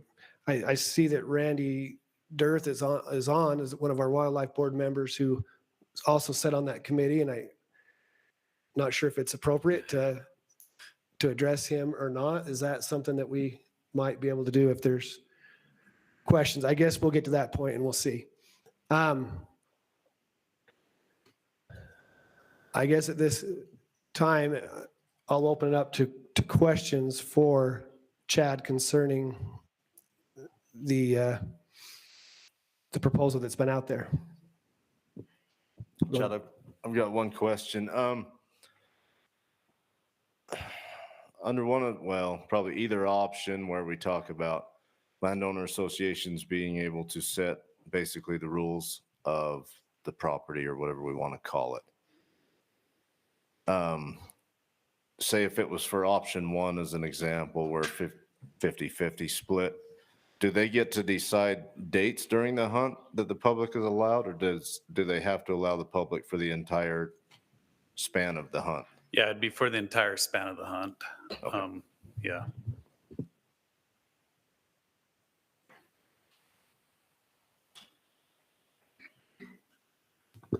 I think it's fair to ask the question. Is there anyone I know there's questions out there. I mean, is there anyone that doesn't understand what we're about to discuss? Because I kind of feel like there's some of that probably going on. And I've got Randy that has a question. Sorry, I'm talking today. Couple things that I was hoping, and this goes along the line with what Justin was just saying. So if you could help just as a broad explanation. In your presentation, you talked about that 50% of the land has to be private. Okay, so explain for the group why we have different standards for the CWMUs and the LOAs. I think that might help some people in some of this. Yeah, and just to clarify what you just said, it's 50% of the private land has to be enrolled. So it all has to be private in the LOA. Okay, thank you. That's something, okay, and I'm glad I asked. I wasn't certain on that. Yeah, and so it's a confusing rule. If you thought my presentation was confusing, you should have read the old rule, because it was even more confusing. But probably the main difference between the CWMUs and the LOAs is CWMUs are contiguous land. So either 5,000 or 10,000 acres of contiguous land. LOAs are not contiguous. So that's probably the main difference. Okay. Perfect. Now, a couple. So I wrote down notes from your presentation, and I'm sorry I wasn't able to get a hold of you, because some of these things maybe other people just know. And no particular order. I'm just taking these in the order I wrote them down. Someone else just brought up a second ago. In your new proposal, you have option 1 and option 2. Explain to me why you did it. Option 2, I'm struggling with. I'll be honest with you. Yeah. So I'm going to back up a little bit. I kind of did that in my presentation, tried to give a history of landowner permits in general, landowner programs in general. So just to make sure we're all clear, this gets muddied a lot. We have our general season units that are permits, not vouchers. So we're dealing with stuff that you can't be transferred. And then we have our limited entry program, which is our LOAs, our landowner associations. And those landowner associations, they can get a voucher that's valid for the entire unit, that can be sold or transferred, given away. Really, they can do what they'd like with that. Under that one, we do have the 2 options that Randy was alluding to. Option 1 is much like the program is now. If you get for every voucher you get, you need to allow public access to somebody for that voucher. Like I said, those vouchers are good for the entire unit. Option 2 came about because during our committee, so we put together a committee, a really diverse group of people. During that committee, there was some that had concern about allowing, some of those that had higher permit numbers were concerned about allowing that amount of public hunters onto their land. So option 2 kind of came about as a way to allow them to not have to allow so many public hunters. And on it, the LOA would retain 80% of the issued vouchers, and they'd have to allow 20% of the vouchers that they would have received to access their private lands. And an important thing to note on this too is with that program, those vouchers would be only good for the private land that's enrolled in the LOA. So they wouldn't be unit-wide. So it was a way to try to make it so those that felt the burden of too much public access could have less public access.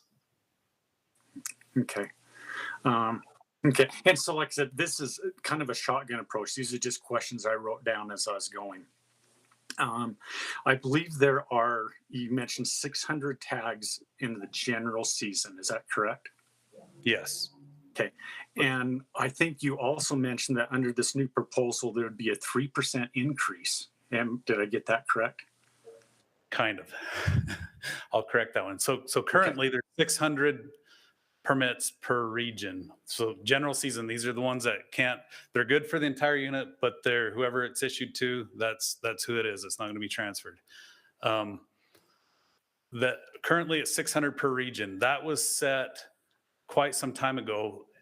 And after it was set, we moved from region to region to unit by unit management. At the time that we set that 600, there was 97,000 statewide deer permits. So we're giving out 600 per region or 3,000 statewide. So essentially 3% we were given to landowners. And these were additive above and beyond what was in the draw. So our proposal is that we stay with that 3%, but that it not be a static number that it moves with the permits. So back then it was 97,000. The 3% would be unit by unit now instead of for the entire region.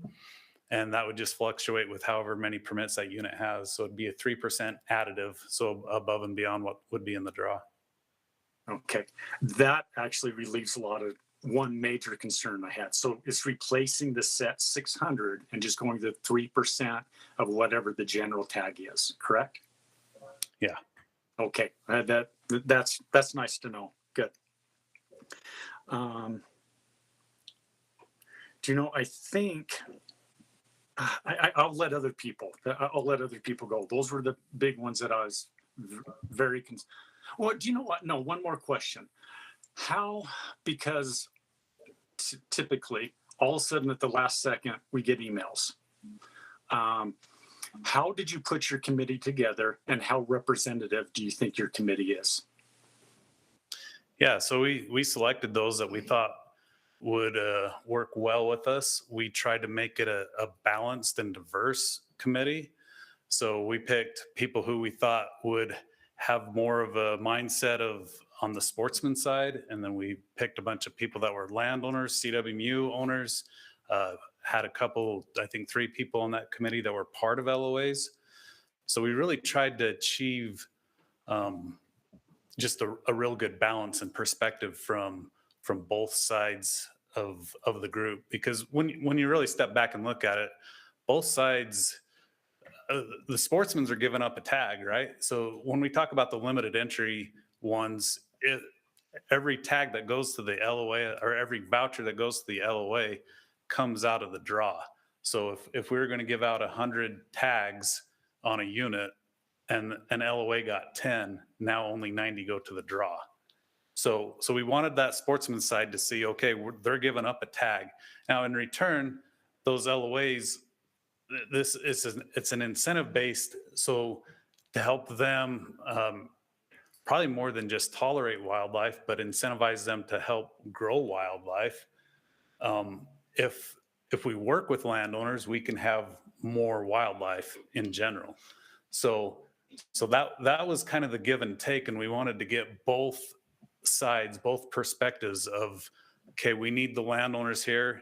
We can help them by giving them vouchers. In return, they tolerate and help grow wildlife populations. Hopefully they're doing some habitat work and other things that help grow the wildlife populations. In return, that benefits everybody, with public access being a part of that too. So that'd be another part that the sportsman's got. I don't know if we have any, or even in the West, if there's really any landowner programs where public access isn't a huge part of that. So we just wanted to get that balance between landowners and sportsmen, and both of them giving up something and gaining something too. Okay. And this was known that you're going through and looking at redoing the LOA rule, correct? Yes. Okay. Great. Thank you very much. Chad, you and I talked last year about and that is it's one of the most confusing things I've ever read. But I think that you've done some good work to try and work this back. I like the idea that it's a draw, but my question is, when the landowners say that they're concerned about allowing access to the public hunter to their private property, what numbers are we really talking about? And let's take the largest LOA that you've got. How many public hunters realistically would have access to their private property? Yeah, so Diamond Mountain would be the one with the most tags, and I believe it's in the 50s. 53 is the number that pokes out to me for deer permits, and another 31 or so for elk. So you're looking 80 plus permits on Diamond Mountain. That would be max under this. The way that we're proposing this is that when you put in for a draw, you're assigned a random draw number. And so let's just take their deer numbers and say it was 50. So the numbers 1 through 50 would have access to that. Because they have access to it doesn't necessarily mean that they'll take that access, they just have that option. So there could be some out of those that, you know, potentially are not scouting the private lands, and they have already got places scouted out to hunt, that they may just say, nah, I'm good to go. And they may not ever contact the landowner. So yeah, so that would be the max, would be the to match it. Otherwise, yeah. And out of those, if we're combining the vouchers and the permits, one or the other, the landowner can probably choose who has those permits. How many does that reduce that number by? Well, no, so that would add an additional. But it would be those that they're inviting. Yeah, and on that too, we ran into issues in the past of where somebody would get an LOA permit, buy the voucher, right? A private guy buying a voucher, and then be told you can't hunt on this part of the LOA or this part of the LOA or this part of the LOA, and it was really frustrating for them to buy an LOA voucher and not be able to hunt it. So, in the rule as well, we clarified that if you buy an LOA voucher, then you have the ability to hunt the LOA. So with that in mind, I mean, it could be 160 hunters. At the same time, those guys also have the ability to hunt the entire unit, so they're not tied just to the private land and the LOA. Thanks, Chad. Chad, what percentage of private land in any given unit is required for them to have an LOA in a limited entry unit? Yeah, and this is where some of it gets a little bit confusing, I think. But so we map it by habitat. So if it was a deer, limited entry deer unit, it's whatever we map as our deer habitat. They need to have 50% or more of the deer or of the private land. Does that make sense? So 50% of the private land that's in that deer habitat needs to be enrolled in the LOA. Okay. How do I ask this question? For them to get land in that right now, you could have someone that has a 5-acre cabin lot that basically does nothing for wildlife. Maybe they put the sprinklers on their grass, or maybe they feed them, but really it has no benefit to wildlife, yet their acreage, if they choose, can be included in this LOA? If it was in our habitat boundary, and that is something that we've committed to through this process, the committee felt it was important that we're able to update those habitat layers as best we can. So like if it came to our attention like it's zero use, then yeah, we'd probably update that. We'd update that layer to exclude places that were not of use. But we didn't put an acreage limitation or a minimum or anything, just because sometimes you will have somebody with 5 acres that does have a lot of wildlife on them. One other thing I kind of want to touch on that too is I know that there's been some talk about usage. There's been a lot of talk about usage, and I think it's a legitimate talk.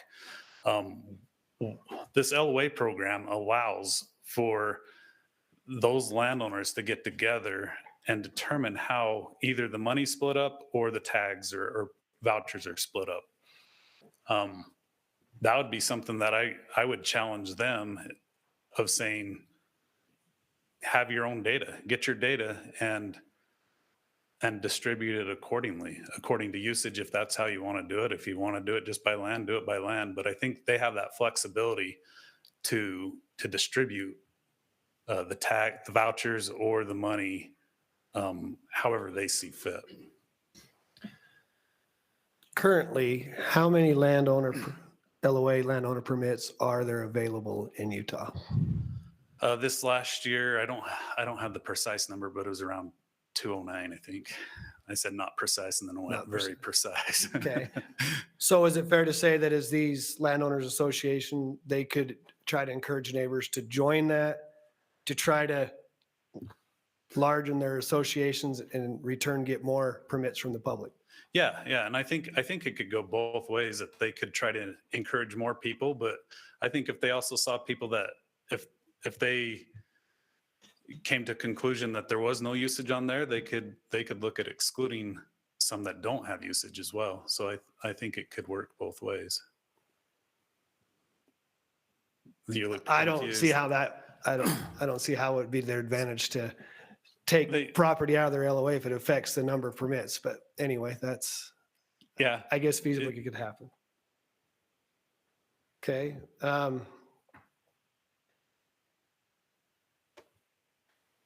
Other questions? Jamie. I have a question, and this comes very naively from comments that were, the public comments about, like, how do you respond to this criticism that private landowners will be coerced into, like, handing over control of their land to the Division of Wildlife Resources? Yeah, I'll touch base on that. One, I don't feel like it's coerced at all because it's a voluntary program. They can choose to sign up or not. We have a lot of programs. In my presentation, I went over a lot of those. We have a lot of programs that we can help landowners out with and that we help them with. When we give out vouchers, the asking price in return is access. With that being said, we have the CWMU program, Cooperative Wildlife Management Units, which has been around for quite some time. And that it's the same. The public puts in for that draw. If they draw, they have access. It's the CWMUs aren't choosing who gets that access. And that's worked. It's worked well. Like, we don't get complaints. I mean, we get complaints, but it's usually not about a lot of the complaints that you'll hear as far as like knocking down gates and stuff. And I think a lot of it is when if I know who's coming on my property, which they do through the draw. In this instance, it would be, we're going to tell them who was assigned. And that person knows that you're probably going to be on a little bit better behavior. I think a lot of problems come from those that don't have permission. I think that's probably where most of our issues come from from private landowners. With that being said too, is, we have our walk-in access program, and we actually tried in the walk-in access that we had landowners that wanted to pick and choose as well. And it ended up not working very well. A lot of people weren't getting access. And so we actually, in the walk-in access program, did away with that. And so there's no longer an option of picking and choosing. You either let people on or you're not part of that program as well.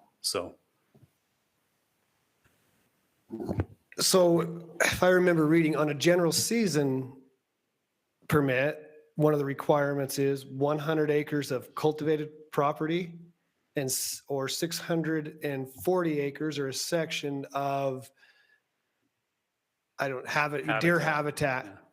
Why not do that why is this not work on the limited entry units? I think you're looking at permit numbers. So on limited entry, we don't have a lot of permit numbers. So where did I read that wasn't it on that they were required, in order to get a permit, they were required to, on your proposal, you talked about 100 acres and help me out with this. You talked about 100 acres of cultivated property or 640 acres of deer habitat. Yeah. So if explain where those numbers come from and how that I misunderstood. It sounds like I misunderstood something. So we might be confusing the two. I know they're two separate things. I just can't understand why it's here, yet we're letting someone with 10 acres join into an LOA. Yeah, because that's more of a landowner association on the limited entry. So you're pooling up and you have the 50% of the private lands, right? So you're trying to pool up a bunch of land so you have them all on the same page. I don't like it, but anyway. Yeah, and to explain, so like if we did it smaller, say if we said we don't really care how many acres you have, we could potentially have 3 different ones saying, well, I want to be the LOA, and then this other guy saying, I want to be the LOA. We've limited it to 1 LOA, so then it would be difficult to say which one of the ones get that. So if they have the majority of the landowners there, then we know that we have at least most of them on the same page and benefiting from that program. Okay, I represent the public at large, here, and I'm having a really hard time finding any public benefit whatsoever of an LOA. Especially if they're not going to allow people on there. That I've read, we're feeding deer, we're putting water on there, but there's really no way to quantify what they've done and how it does. And so I'm struggling with, you can't prove to me how this is benefiting the public. All I'm seeing is a very one-sided deal. And so I can be educated here, but I'm reading, but I'd like to see more benefit from the public. And I do believe that your proposal helps. Yeah, we want to make it more transparent. I think it's a good idea. I heard Troy yesterday propose at the Central Region RAC of making mechanisms to see that. I think we do have LOAs that do projects, honestly. But you're right. I mean, we don't get a reporting of them. We don't know exactly how much it is. Would it be possible for some of them to just take the money and then do whatever and not really do habitat projects? Yeah, that'd be a possibility. I thought Troy's comments yesterday were very good of finding a way to track that and seeing what they're doing for wildlife, where this is a program to incentivize them to manage for wildlife. Yeah, it'd probably be good for us to have a report and to track that.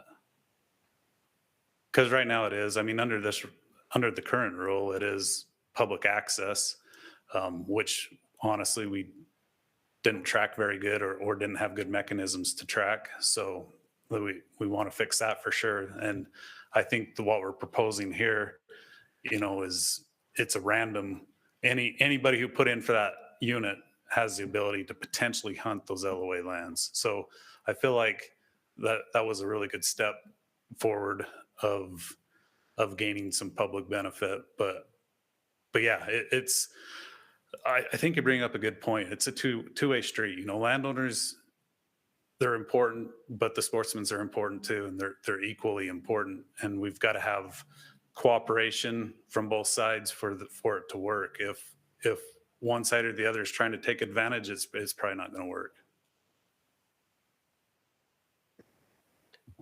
Other questions? Can you throw up your survey results? I can. I will need to find my link. We'll be getting to are you talking the survey results? So we will get to that where they'll go over the survey. I didn't follow the rules. We will be getting there. Thank you. Chad, when you say, however you worded it, we have habitat layers. And so we want to define whether there's, say it's the Oak Creek or Ponce-Gaunt, whatever, there's deer habitat there. Does it matter whether it's summer habitat, transition habitat, winter habitat? We can be out in the desert and say a deer may winter here at some point if we get a lot of snow. Like, at what point do we? Well, yeah. How do you value, I guess, the habitat when we're making that evaluation? Yeah, so it is habitat. Like if deer are there, then it's habitat, right? And it's really hard to say. On some units, summer habitat is the most important. On others, winter habitat is the most important. But all habitat's important, right? But if we have a section that looks like habitat, but there's no deer on it or elk or whatever it be, then we probably trace that one out and say it's not habitat right now. On the flip side, we've had people call up and say, hey, I want to be part of the LOA. And we're like, you're not in the habitat. Well, they respond saying, then come tell your elk that are in my field that they're out of their habitat. So in those situations, we need to draw that back in, right? So it's just in it. This will take a little bit of time, I think, and effort from us, because as droughts come, as fires come, as other things come, it changes. So it's not just a stationary target. So like how often would we review an LOA? They have 3 year changing? Is it three every year 3 years? CORs. Okay. Yeah. So every 3 years. Yeah.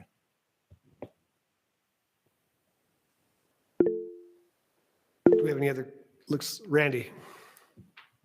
Yeah, just had two other thoughts came up. One is this was brought up by 2 letters that I received, and I'd loved your take on it. There were concerns expressed about liability for public hunters. I'm assuming it's the exact same as CWMU's, but I'd love your take on it. Yeah, and Kyle's on too, but that one is they're covered by statute. I don't know if Kyle, if you want to jump on it, or if you want me to just find it, I've got it here. So it's 5714-101. So it's, maybe I'll just read it because I don't want to try to interpret it, but except as provided in section 5714-2041, an owner of land who either directly or indirectly invites or permits without charge or for a nominal fee of no more than $1 per year, any person to use the owner's land for any recreational purpose, which hunting is one of those, or an owner of public access area to public recreational access under Title 73, Chapter 29, Public Waters Access does not make any representation to extend any assurance that the land is safe for any purpose, confer upon the person the legal status of an invitee or licensee to whom a duty of care is owed, assume responsibility for or incur liability for an injury to persons or property caused by an act or omission of the person or any other person who enters upon the land, or owe any duty to curtail the owner's use of the land during its use for recreational purposes. So Kyle says that covers us, right, Kyle? I see you now. I looked up. Yeah, that's exactly right, Chad. The concern over these public draw hunters being given access to the LOA, LOA landowners are covered under the Landowner Liability Act. Okay, I assumed it would be similar to the CWMU. It's the exact same thing as it turns out, but thank you. I want to make certain that question got answered. The other question I have is, what, if any, can LOAs get depredation tags? Depredation. So we have in the past, yeah. So there is a potential there. I would think that would be more of a cooperation of working with us if there's depredation. If we're over objective, there may even be a point where we ask them to help us. One thing we put in there is that we won't do compensation if they're enrolled in the LOA. So if they're getting money out of the LOA or permits out of the vouchers out of the LOA system, we're not going to pay them on top of that. Okay. So it sounds like there's not a lot under the current system. Is there much there in this regard? In the depredation? I can't talk. It's getting late. Yeah, I don't think there's a lot. There has been some in the past. So it was for sure something that we wanted to tie up loose ends on. Okay. Thank you.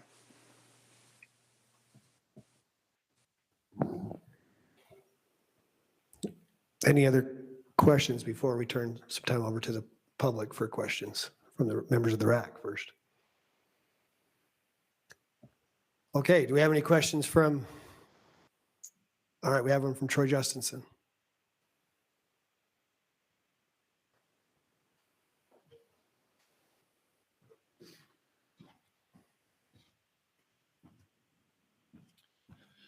Good evening, Troy Justinson, Sports Fish and Wildlife. Welcome here, Chad. I like the better when Dax was here. Yeah, I bet you do.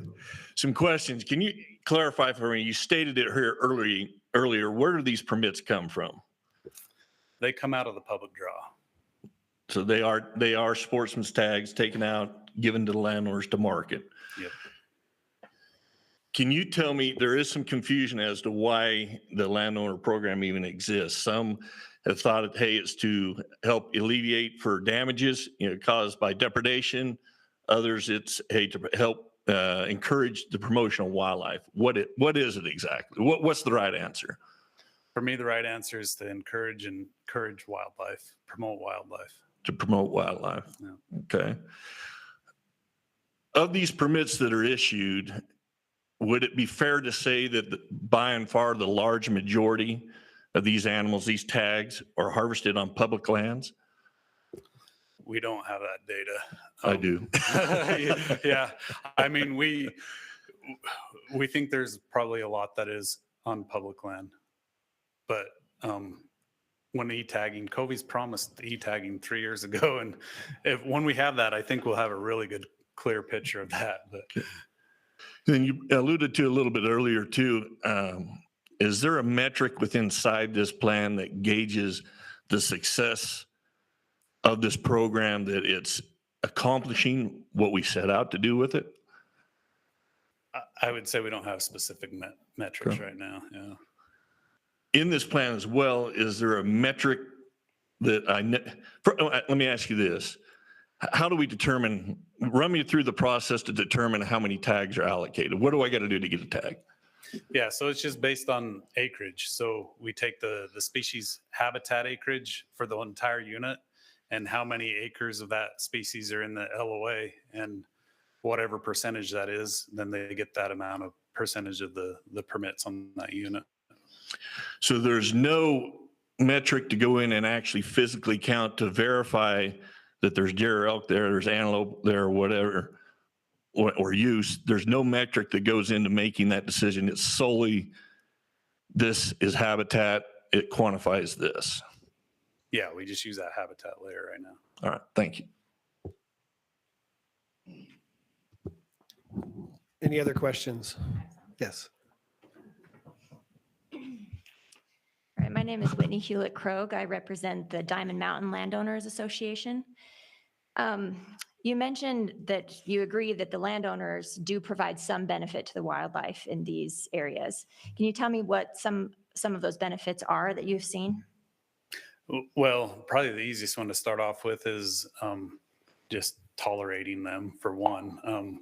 There's been instances in the past where they'll just do 72-hour notices if it's ag land, and remove the deer or elk, or ask us to help out with hazing and things like that. Because I know so Diamond Mountain, they own collectively 35% of the total unit. So 65% is public land, 35 is private land, the LOA. And my understanding is a lot of that private land, that's like family land, homesteaded land. So it's the more lush areas. And then the public land tends to be more of like the steppe areas. So did you agree then that these animals, these like trophy animals that are benefiting people to come and hunt and benefit the state by revenue generation, that they're mostly eating on private land and taking a lot of that forage that might otherwise be used for cattle? Yeah, and I would say that's why we have the program. Is I don't think anybody's going to dispute that private lands are probably most of the time, maybe all the time, better than the other ones. That's why they were homesteaded. We created these landowner programs for that purpose, is to show that we recognize that and that we appreciate that. There's a lot of surrounding states that don't have any programs for landowners. We try to work with our landowners, and yeah, so that's one where even a single voucher is a pretty big shows a pretty big appreciation in my mind. So yeah. Do you have any data about the movement of these animals? Just my experience with deer and elk is they don't stay in one spot. So do you have any data as to how much time they spend on private land versus how much time they spend on public land? We have collaring data, but I don't know that anybody has specifically. We had a study on the Wasatch where it looked at hunting pressures, but I don't know that we have anything. Like off the top of my head, I don't have anything to specifically say to answer that. Okay. So the old rule, and I noticed in the materials for tonight, there isn't a redlined version of the old rule versus the new rule. But I noticed there is one for the turkey rules. So why isn't there a red line here for us to compare? The whole thing was red. Because the whole thing was yeah, red. So it was. We debated whether to do that, and it was so messy on the red line that it seemed like it was simpler to just, and just to be clear, I don't want to be too nitpicky, but it's the current rule versus a proposed rule. So that yeah. current rule, Right. you could go look it up online and read the whole thing. Right. But yeah, it'll be quite a bit different. I just was surprised last night at the central unit, Dax said that there weren't that many changes, but it does seem like this is more of a complete overhaul than just a revision of the old rule, the current rule. Yeah, I would say what Dax is saying is a lot of the concepts are the same. So we tied down so we identified issues in this rule that we'd been hearing about for 10 plus years, being public access being one of them. So yes, it's a minor tweak in language and in concept, but at the same point, to your point, it's a pretty major change when you no longer have a variance to ask for not allowing public access.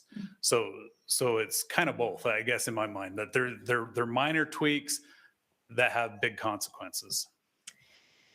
So one change that kind of jumped out at me is the current rule. It states that one of the purposes of the landowner permits or this program was to compensate the landowners, I presume, for the depredation on their land from from the animals.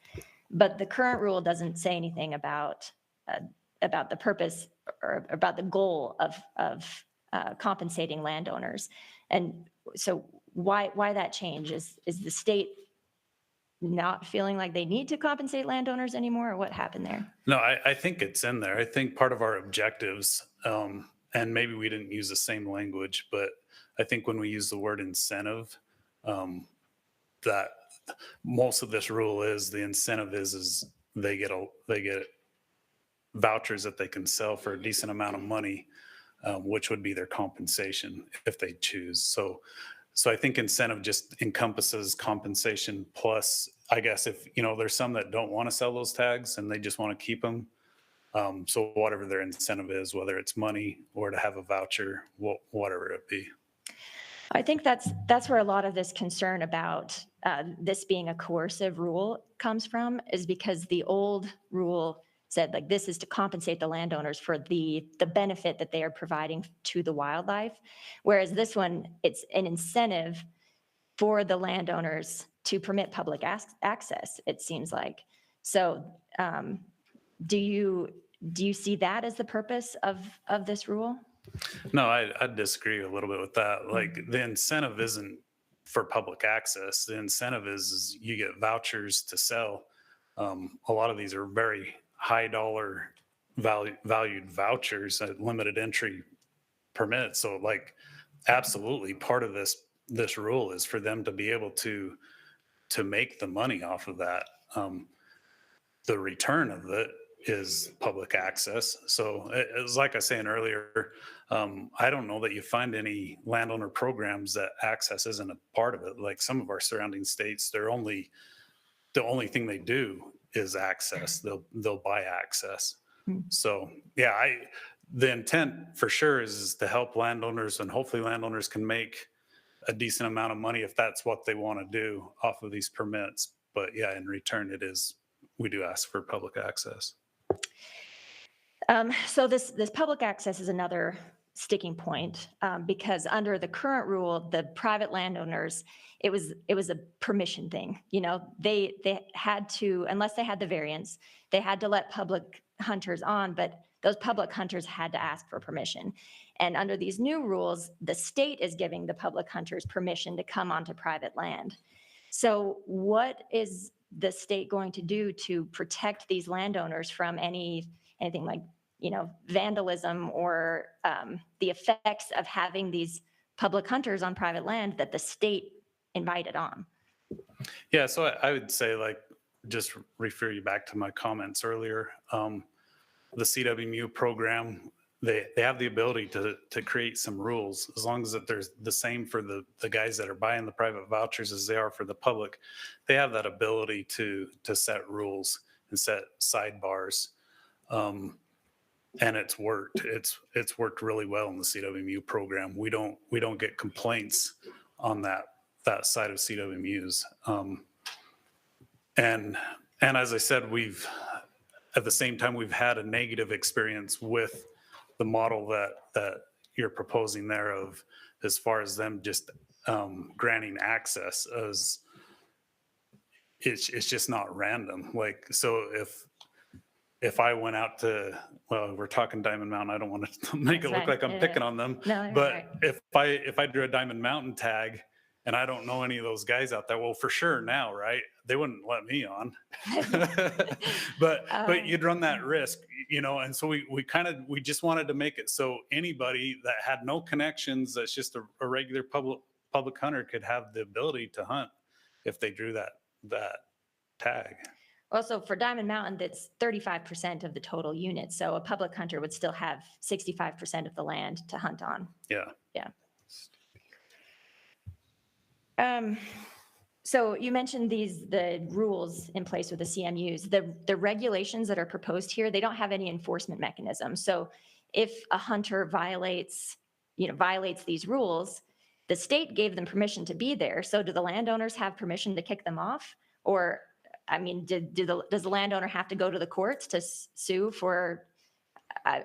So before the limited entry unit, was put into place, when public hunters felt entitled to come onto this private land, the last year before that switch was made, there were 26 cows shot by public hunters. So, I mean, if you have, these hunters that they go where they shouldn't have gone, that they end up killing a cow, what is the landowner supposed to do about that? Yeah, I think we're committed as the division in our law enforcement section to help out with any issues, especially the ones that are breaking the laws. I know in the past we've helped chip in for rewards to try to find people who've shot cattle. And I think sportsmen's in general, like that word gets out, I think you have the division backing you, have all the sportsmen's groups backing you, trying to help find who those people are. It's just, that was the theory before too. I mean, it's always been against the law to shoot someone's cows, but those people were never compensated. Yeah. So you mentioned before this flexibility for the landowners to distribute the tags. So I know it sounds like a lot that Diamond Mountain is getting a lot of tags that they can then distribute to people, but Diamond Mountain has over 150 landowners in this area, and they have a really good system. They haven't had any fights or problems about how it's distributed among the landowners. So so they felt like they've had plenty of flexibility in governing themselves before. So, and just in reading the rules, it seems like there's more restrictions on the governance of LOAs now. Is that fair to say? I don't know what those additional restrictions would be for them. Well, just in the rule, the things that the LOAs have to do, how they have to manage themselves, it's quite a bit longer. I can pull it up if that's not violating. Yeah, I don't know that we changed anything really with substance there. I mean, they still have the ability. We want to see a distribution plan. We want to see what we used to call bylaws, and we changed it to something that Chris Robinson would know, but more just rules and stuff.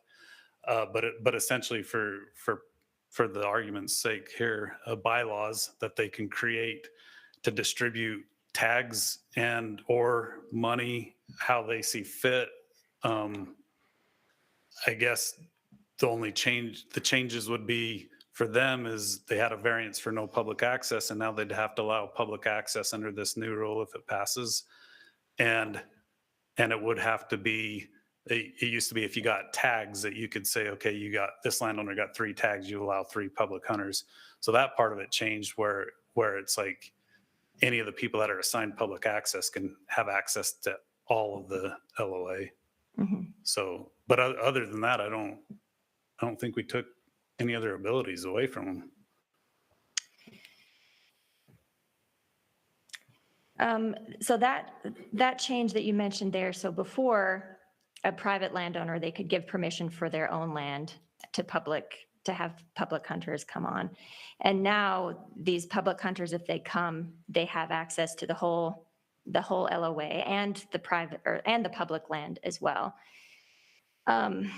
Is there any concern with these rules that, that some of these landowners are going to be kind of suffering the effects of this more than others, you know, like if they have easy to access land or, you know, land that's maybe especially prime for hunting? Yeah, I mean, there's potential for sure.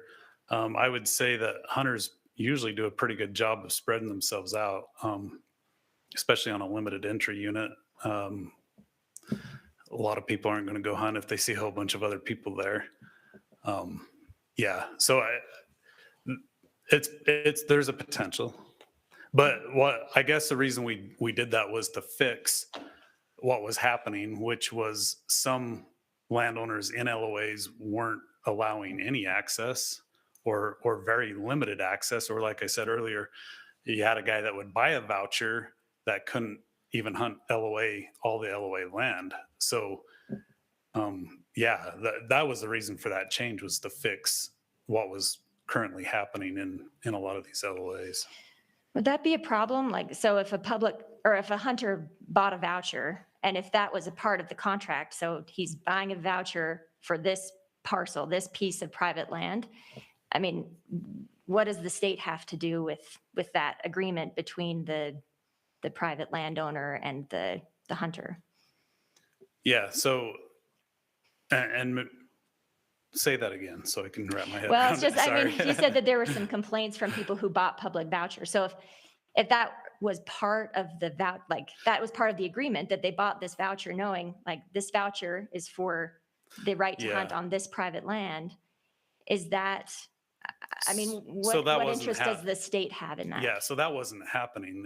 They were getting sold a voucher without any stipulations until after they bought the voucher, and then the stipulations came in of, well, I've already leased this ground out. I don't want any more hunters on it. And then they called 3 or 4 different landowners in that LOA, and all 3 or 4 of them say, no, you can't hunt here. And so maybe it is a different story if beforehand they say, here's a voucher that's good for this land in the LOA. But yeah, that wasn't how it was presented. Okay. All right. Thank you. Yep. Thank you. Do we have any other questions? All right. I went out of order last time. I'm going to try to go to it. This time we're actually going to hear comments from the public that are in person before we go to survey questions. So this time we have the cards here, and our first card that I have is Dale Christiansen, and he's representing the Pilot Mountain Landowner Associations. We will give him 3 minutes. Okay. Mr. Chairman and members of the advisory committee, thank you for listening to us, and I appreciate your time. I'm the president of the Pilot Mountain LOA that's been in existence for 10 plus years now. Jim was my original biologist, and Chad's been my biologist, years back. So I know these guys well. I do want to point out, and ours is a limited entry bull elk LOA. And I'm also, we have a CWMU as well. So I'm familiar with both sides and the rules. With all due respect to Chad and some of the statements that have been made about that the LOAs were involved in this discussion about the rule change, that's just not the fact. And I'm an example. I was aware that something was happening. I had, until 2 weeks ago, had no idea what the particulars were or what, and my input was never sought. We've discussed with the majority of LOAs at this point, the majority of LOAs were unaware of any change. And they were also unaware of any particular, their input was never sought. And so part of our point in coming before you is, if you're going to change a rule or change a program that's been functioning for 10 plus years or much longer than that, and that's been beneficial for the state and for the wildlife. Wouldn't you seek to have input from the very people that you're working with that are going to be most affected by this, so that we can continue to have an ongoing viable program? And again, I'm very much supportive of, the division, and Jim knows that, Chad knows that. We have a working relationship. We butt heads on some issues, but things happen. And Justin, you made the point that you don't see the benefit. Well, I'd invite you to come out and see our LOA. And we've spent over $2 million in the last 5 years on habitat restoration. And I can tell you the bachelor herd of elk on the Pilot Mountain winter or summers on our ranch. And they're there constantly. They eat our grass, eat our feed. And I do have a bit of a bigger perspective. Okay. I've also worked with Nevada because we own land on both sides of the state and 2 states. Their program, we get tags from them. They do not require any public access. So thank you for your consideration. All right. Okay. So first, I just want to, before we go to the next comment, is being here today, you are part of the process. No decision has been made. This is why we're here. So you're here to put, your emails were taken. I read that, that's helping the decision. So my understanding that the committee was put together, there was things that were put out there, but that's why we're here today, and I read your email, and I read that, and I think I don't know if this is time to address it, but I think it's, doing that habitat restoration is great. You have no way of letting that be known in the no public. The public isn't able to be aware of that. And so that's part of my thing, is let's help you tell your story and show the benefit to the public. But anyway, I shouldn't address that, but you are being a part of it. I just wanted to say that because no decision's made.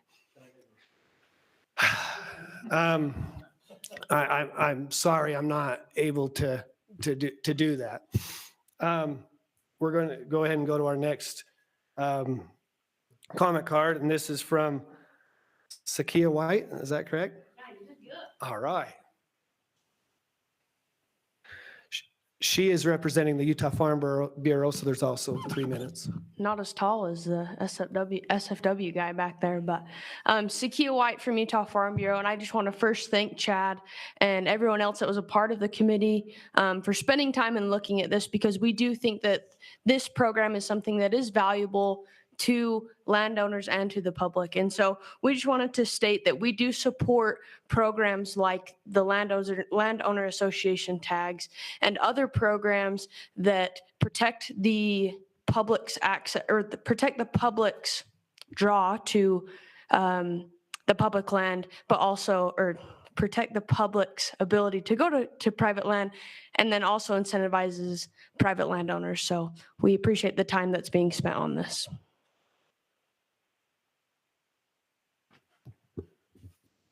Okay, next comment comes from Whitney Hewlett-Krogh, representing the Diamond Mountain landowners. So this also 3 minutes. Okay, thank you. Yeah, so we submitted a letter to the RAC that I know is really long, but essentially the RAC the LOAs have some serious concerns with this rule change, and Diamond Mountain in particular. This has been a really good thing. This program has been a really good thing for the area, for vernal, and frankly, for the deer and elk population. I think before this limited entry permit unit was put in place, the deer there were like what Chad and I used to see in Pair 1, like you're lucky to see a 3-point. And now it's a place where, it draws hunters from all over. And a lot of that is due to the effort that the landowners are putting in to creating that program. So I think there's this misconception that the landowners are getting rich off of this program. These tags do go for a lot, but when you're talking about the depredation on their property, most of these landowners also run cattle. And if they don't run cattle, they lease their land out to graze cattle. And every 3 elk, I think it's 3 elk AMUs to 1 cow. So every 3 elk that's on that property, that's 1 fewer cow that land can support. So most of this money that the landowners are getting from the vouchers, it goes right back into the land and trying to improve the land so that it can support this great elk population and also cattle. And they are able to do things because it's private land that you can't do on public land. So they're able to get rid of sagebrush, whereas on public land, there are all kinds of hurdles to doing that. They've invested in a lot of predator control. One thing that Diamond Mountain does is every year they do a coyote hunt where they work to, eliminate some of the predators. And again, these guys run cows. Nobody's running sheep there. So the killing of coyotes, that's really to help the deer population. And Diamond Mountain, on top of the work they're doing on their private land, they're also investing money into the public land to try to spread these herds out. So Diamond Mountain has spent over $150,000 just on improvements on the public land. So improving water sources and trying to create incentives for the herds to spread themselves out. So I think there's this wrong idea that they're hoarding all of the animals and, protecting them in like a conservation-like thing. And that's not what is happening. These animals move across the whole unit. A lot of animals are taken on the public lands, but they eat on the private land. And these ranchers and landowners, 10 seconds. They suffer from that. And I've already mentioned the concerns they have at having the state give permission to be on their land. That's created a lot of entitlement in the past. And they are very much against the idea of people being able to come onto their land without having to get permission from the landowners. So. Thank you. Our last comment card is Troy Justinson from SFW. He'll also receive 3 minutes. Take me that long to walk up there. Once you begin talking.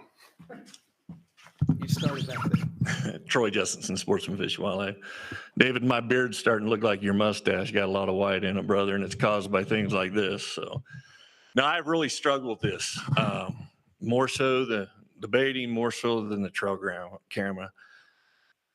Having been involved in conservation for 30 plus years and also been a guide and outfitter for 30 plus years, I understand the importance of private land and what they do for our wildlife. I'm 100% in favor of rewarding that guy that benefits wildlife, 100%. About 70 years ago, there's a committee formed to address this landowner program. There was a comment made last night at the RACs in Spanish Fork that, hey, we had a good rule, now we just made it better. No, we didn't. It's broken. It is absolutely broken. There's a couple of things we need to remember in this thing. First off, this is voluntary. Nobody is forced from private lands to be a part of this. You choose. And if in fact this is to incentivize people to be friendly to wildlife, I am all for that, but we need to define what it is. There's 2 things that are really missing from this program that I want to support this program wholeheartedly. There's 2 things that are missing. The first of which is that of counts. Nevada, you mentioned Nevada, how they handled it. They come out and they actually physically count on your animals. This is not the field of dreams where you build it, they will come. No, I can go show you a habitat that is great habitat that does not have a mouth on it. This needs 2 metrics. It can't have one just based on acreage to determine a permit. We have to have acreage and physical counts. Trust, but verify. The other is we have to have a metric to gauge this. I'm involved in a conservation permit. We have similar to the same amount of numbers of permits that we sell. This year alone, it generated $7.4 million. You throw in PR match, we're over $10 million. That is invested back in. We've treated more acreage in this state than the rest of the United States combined. That benefits not only wildlife, but livestock. We got to re-examine this rule, not only to benefit and make sure that it's a win-win for sportsmen and landowners, it's as much a win for the landowners. We need to put these dollars in the pockets of guys that are making a difference for wildlife and not for somebody that's looking for a free handout. So I would encourage you to recommend to the board that we re-examine this rule and we add those two metrics, one of which is a physical count to go along with acreage. And the other is a metric to gauge to make sure it's working. Thank you. Thank you very much, Troy. All right. I don't believe we have any other comment cards that brought forward. So I'll turn some time over to Jim right now to give us the results of the public survey and comments. Okay, on the public comment for this agenda item, there was only one person who made a comment. He strongly agrees, or the person strongly agrees with the comment that the plan is well thought out and a good compromise for both sides. Okay, that's where a lot of the surprise from our RAC. 3 days ago, I would have guessed that this meeting was going to be an hour long. And then after this morning, that changed. We're going to go to RAC comment, and I just want to begin just on a few of my comments. It was mentioned that this rule was working and it was fine, and why did we change it? And I'm going to say that that's subjective to what side of the thing you're on. I think it was very beneficial to, these are my opinions, it was very beneficial to the landowners, but we're forgetting the public, the other part of that, these permits, the North American Model of Wildlife, who owns the wildlife? So we need to remember that. And so to suggest, in my opinion, to suggest that the Landowners Association is able to receive public permits, but then have the option to not allow public hunters on there, to me, just doesn't sit well. I'm not saying that they don't. I did ask about, earlier my question was, show me what benefit the public gets from this. I can see them, but all in all, I believe it's been a very lopsided thing, in my opinion, over the last since this has been created. In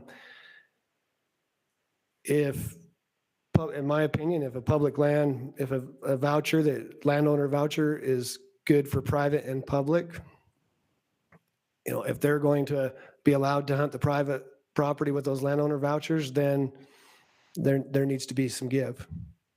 And that's my take. I'm sure there's been cows shot there. I mean, we could look, but I think it's very far-fetched to think. I'm not saying that it doesn't happen, but we have experience with CWMUs and other organizations, and that just hasn't been the case. I probably have some more comments that aren't coming to my mind right now, but I guess just the biggest thing is we got to remember, I feel like, we've got landowner rights and there's landowners we need to protect, but there's also the public. And I feel like the current rule really hasn't taken into account a lot of the general public. And so those are my thoughts. Hey, Justin, this is Casey Snyder. Can I make a comment? Yes. Okay, so I wish I was there for this part. I'm sorry I've got this head cold. I didn't want to spread it around, but I'm going to actually express a little bit of frustration here. And this isn't just in this meeting. I actually think it extends to other spheres and past experiences here. I love agriculture. It's how we derive a portion of my income here on my place. I've grown up in it, and actually it's been really wonderful to me in the last probably 3 years. Maybe if you even go back 5, I would doubt it. The relationship between agriculture and the hunting community, wildlife, is about as good as it's been. I think we're really lucky to have it where it's at right now. But when the landowner associations come into this room and dispute what I believe is a fair process and throw around the words such as entitlement, in talking about public wildlife, I have problems. The landowner associations have not been helpful in the last couple of years as we've had really hard discussions about wildlife. I look at baiting, I look at trail cams, I look at the wildlife board. They have not been good partners. And I think we're trying to make good partners out of individuals who are utilizing public resources, which wildlife most certainly is. It is insulting as a legislator and as a hunter and angler in this state for a landowner to come in and say, you're acting entitled. I don't think anybody should have access to anybody else's private property unless there's a program that they participate in. But don't act like that this hasn't become an entitlement program for landowners. That's at the root of the dispute that we're having here tonight. It's not about the individual public hunter. It's about private landowners who participate in a 100% voluntary program and ask for more and more and more of a public resource without returning something. So I'm glad the division is taking this on. It's about time. And I hope we go further. I will tell you that it is my opinion, and it is the opinion of some of my colleagues who I serve with, that this program needs further review, even in the review that we are talking about tonight. So I'm just really frustrated some of the comments that have been made here tonight. I think it's unfair. It's unfair to the division. It's unfair to the resource. And I hope that there's a little bit of an attitude shift as we move forward.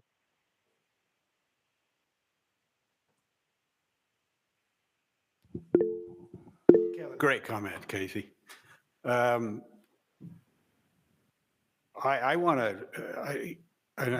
mentioned earlier that I read this rule last year and talked to Chad about it, and it was broke. I to say that it's been broke for 10 or 12 years, I agree with that. I think the division has made a great step forward to try and to incorporate and do some things that kind of give more equality and some more subjectivity, if I could say that, to a very complex issue. I like Troy's comments about some quantitative value in how we look at this. But I think that you guys have made a great approach and a great start to coming up with a product that will work. And I'm going to echo what Casey said. When I start seeing letters from attorneys threatening, does that make any sense? Is that really a way to go about this process? I think that the division has worked very well with landowners and done a lot of good things. It's a confusing program. It's not as easy for me to understand as CWMU because there's so many variances to it. But I applaud the division for what they've done. They've taken some steps in the right direction, and hopefully we can keep that going. Emily. Thanks. So I echo what was just said. And Chad, I want to also thank you because I feel like you've heard the RAC over the past couple of years on this issue. And that shows in the effort that you guys, in terms of the committee that was put together. I don't know if I can do this right now. I would like to ask Chad a follow-up question. Is that okay? I'll allow it. Thanks. Chad, I'm curious on your thoughts on Troy's suggestion on incorporating counts and a metric for whether or not it's working. So getting your thoughts on that, and also if the committee discussed anything along those lines. Yeah, we for sure had discussions in the committee on those things. One of the things is we didn't want to imbalance our workload disproportionately. Doing physical counts on, I think Diamond Mountain has 150 landowners, and talking to New Mexico and the way that they do their E+, I don't even know if they do counts, but it could take a significant amount of time to do some of those things. So yeah, I mean, ultimately, just with workloads and how divide those up. I don't want to say we're afraid to work, but is that where we should be putting in our time, or should we be putting it in somewhere else? And felt like our time would be more valuable in other places. Was a lot of the reason why we steered away from doing that. Did I answer all your questions? I feel like I missed. No, you did. And that makes a lot of sense to me. Thank you.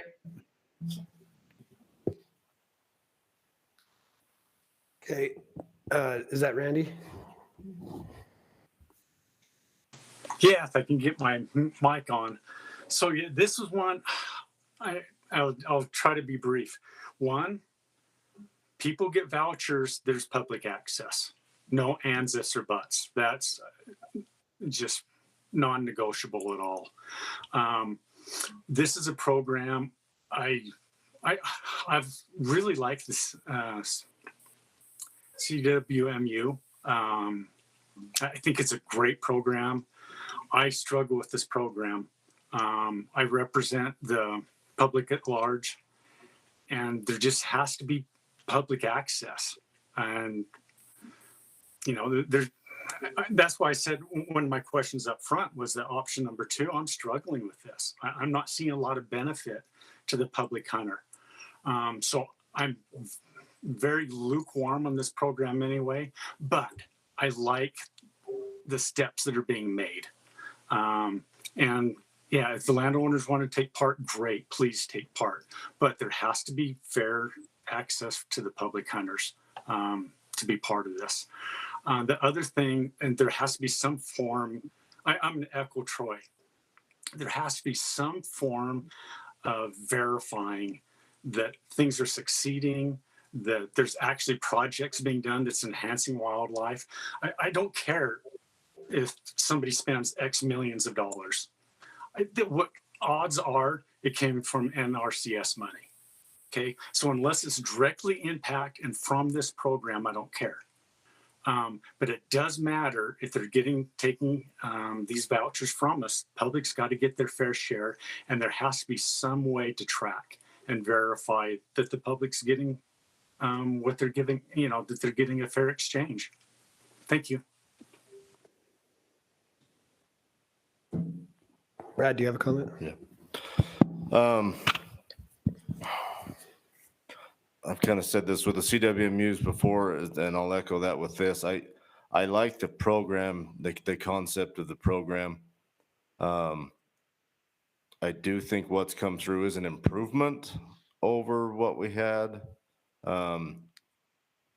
Mainly taking away the variance for no public access. I do think this becomes, and every one of these is a complicated issue, let's just face it, but we're balancing private property rights and a public resource, and that's what the animals are. They're owned by the public, and so access to those, you can flip that around and say the selling of the vouchers, we're now making money off of a public resource.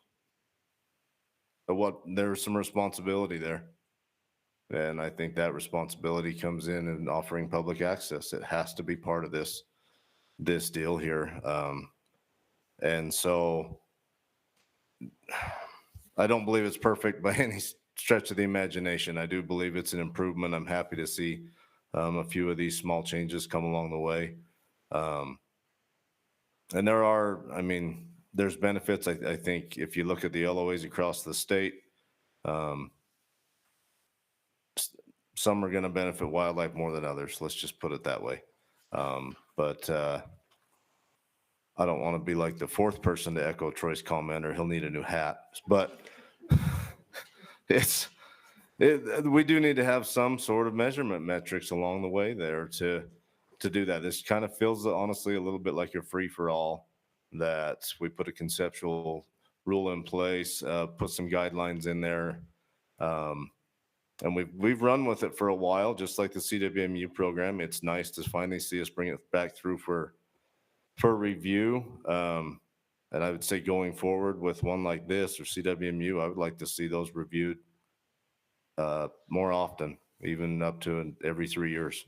Reopen the rule, let's review it. It's a lot of work, but the complexity of the issues are there, and I think it certainly warrants the time that gets put in. So.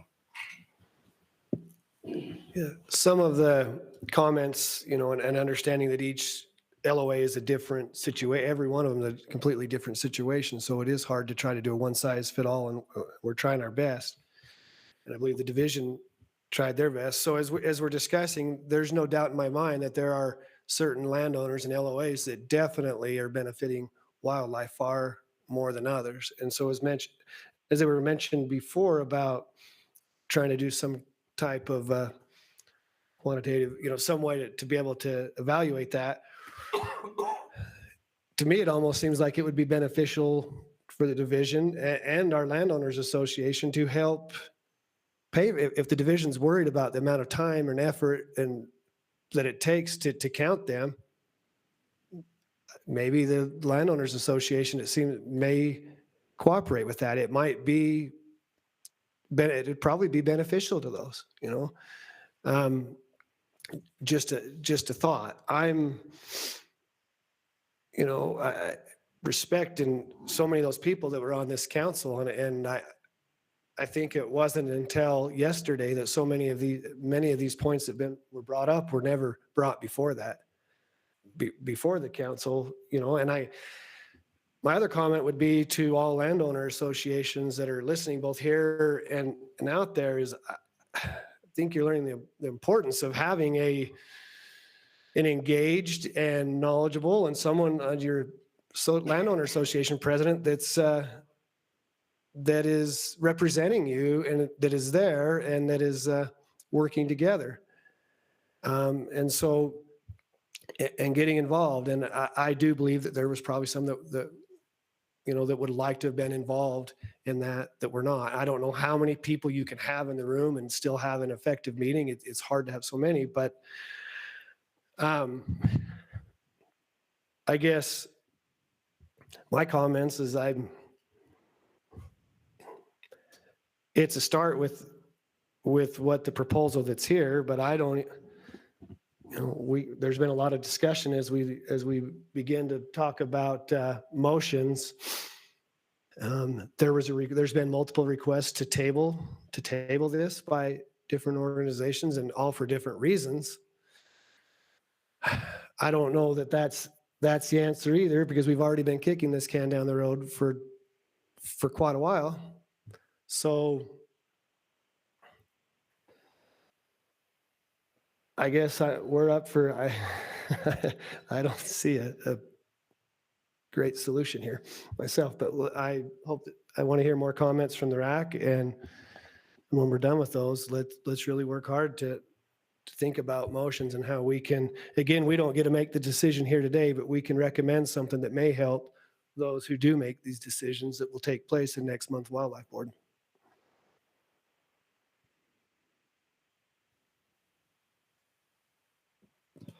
I think, to your comment, we've had comments shared about tabling this. Honestly, you can take anything within wildlife management and we can debate it for years and years and years and never come to a decision. Yeah, I think you'd be kicking the can down the road to say if we table it. Is it perfect? No. Can it be better on either side? Everybody's going to have that opinion. At some point, we have to have a workable plan that we can work to for at least a period of time and then continue to make adjustments going forward. I would hate to see inaction on this at this point, so. Okay, Emily. Yeah, I don't think it should be tabled. And when I asked that question earlier, what I hear is it's in terms of, we're talking about monitoring, right? Like monitoring how the program is working, and it's a capacity and funding issue. And that's not something we as the RAC can solve. But we can make a recommendation based on what was presented. Thank you. And I agree with that. And I think if it were to be tabled, the people who would lose would be our public hunter. And I don't like that thought.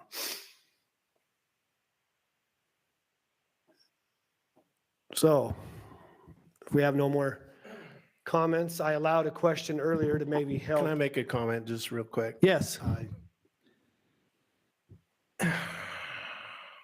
I really struggle with this one, and I'm an indigenous person. So the concept of private property is weird to me anyway. Just know that. So I just sit here and laugh that we're having this argument, thinking, well, you guys screwed it up, not me. So, you know, we were always stewards over the land. Nobody owned it. I just wish, and I'm just taking the comment from the Pilot Mountain person, I just wish more landowners would have been in on the decision-making process with others. It doesn't sound like they were that represented, and maybe they were, maybe I'm misspeaking, but I just think it would have been, to get the best decision, I think you include those who it's going to impact the most. And while I'm always for public hunters, I mean, that's who I am now. So I am in that camp.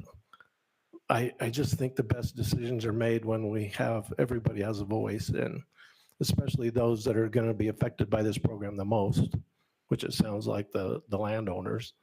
But yeah, I have a hard time feeling bad for any of you in this whole process. So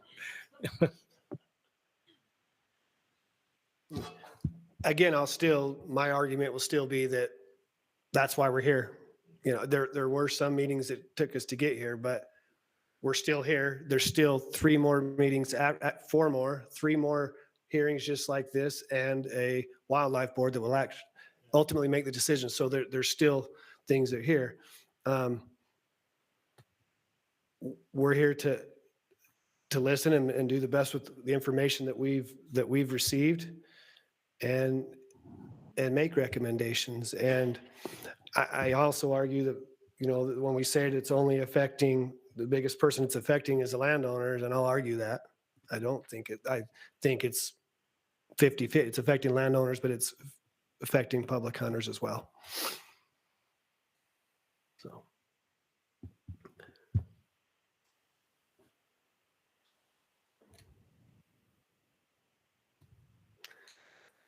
I'm going to ask if anyone is willing and brave enough to take a stab at a motion at this time. Can I ask one question before I make a motion? Yes. Is there a set period where the rule will come back open? Or is it just whenever? They're supposed to come open every, I want to say 5 years, but I'm not 100% sure. But I don't know. Maybe I'm going to say too much, but in full disclosure, I mean, this one's been talked about opening up for quite some time. Okay.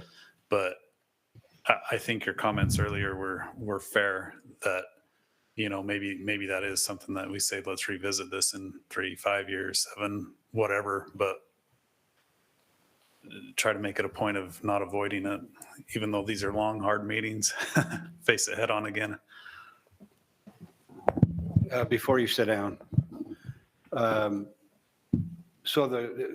we would need to make a motion based on option 1 or option 2, correct? Or would they be inclusive? Yeah, that Okay. all of those are part of the rule. Okay. So yeah. All right, thanks, Jed.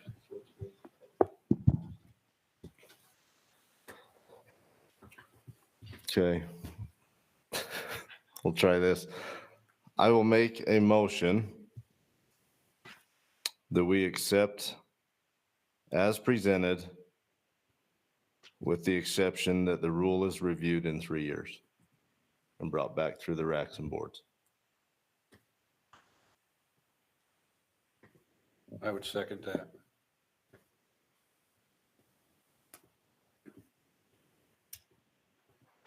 So I have a motion to accept the rule as presented, with the exception that the rule be addressed in 3 years, that this be a 3-year time period each time that it can be addressed. Is that reviewed in 3 years? And I have a second from Kevin. Do we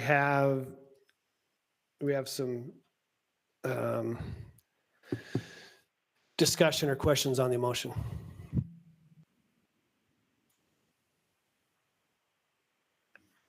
I just want to re-ask the question. So if we were to if this motion were to pass, we'd be directing our wildlife board that up until this date, this hasn't been something that's come under review. If this were to pass, we're making the motion that this become something that comes on our schedule every 3 years. And is that something that the division would get behind? I would, because I committed to 5 years in this position. I'm 2.5 through. So if you do the math, 3 years sounds great. And anything under that wouldn't be as good. So, and I was just talking to Dell a little bit here. One thing that hopefully was clear, I think I missed this in the presentation, but it's probably an important part, is this wouldn't go into effect. Like we're honoring the 3-year COR that we had with these LOAs. So this wouldn't go into effect next summer.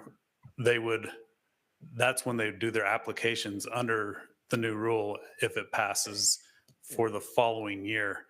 So I would almost say it almost seemed to me that we'd want to do 3 years of what it looked like under this new rule and then do it. But I don't know how you word that for timing wise, but. So do all the CORs renew at the same time for All LOAs? but one just did this year. The rest of them will next summer. So is it possible to put I think that one we can put in because they were already doing the acreage thing. So we could for sure have that conversation with them. I don't know that this rule would change a lot for that LOA, honestly. All right, we have a motion. We have a second. Before I call for a vote, we have a discussion. 1 second, Randy. So it appears to me that we either take a vote on this, but hearing what we just said, we may want to adjust, amend. If you feel like you want to amend the motion to maybe fit what Colby just told us, we can do that, or we can vote as you just made that. I'd like to amend the motion that it'll be 3 years from the renewal of the COR next summer. Perfect. Would you support that? Okay. Is our motion clear? We will accept as clear as not as clear as everything else that's been with it. We will accept as presented with the exception that the COR be reviewed. The rule be reviewed at the time of COR. What's the word on that? 3 years following the renewal of the COR. Okay. Do we got that? I think Brad stated that well. Okay. So I don't muddy the water any more than it is. Do we feel like there's an understanding of that? Okay. I'm going to call for a vote. Oh, Randy, did you have, it looks like Randy, and I'm seeing Kyle also, so. Yeah, and this is a comment on the motion. So I like the motion, but one thing I'm concerned about, and several of us talked about it, and again, not to inflate cowboy hat size or anything, but I would really like to see some form of accountability built in. And I'll even say, I don't know what it is, but that's something that certainly should be part of the plan. You know, is it working? And how do we prove that it's working? Okay. But while you keep that thought, we also have our Assistant Attorney General that's chiming in. He may tell us that we need something different. Kyle.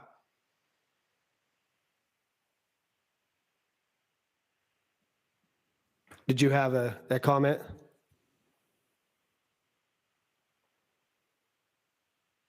Did anyone else see that? If he doesn't, I do. I'm getting information. So rules are reviewed every 5 years. And that would probably actually put us pretty close to what your motion was anyway. So, yeah, that's law. And the other thing 2 would be to recognize, just to remember that this is one RAC. So the board would have that final say too, but I don't know. I mean, just, I guess use that information, but 5 years might put us at the same time as when we're supposed to review it anyway.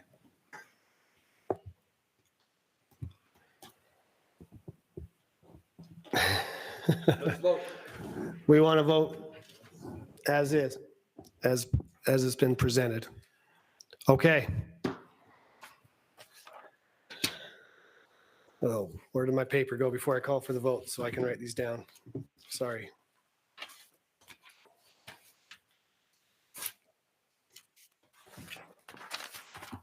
All right.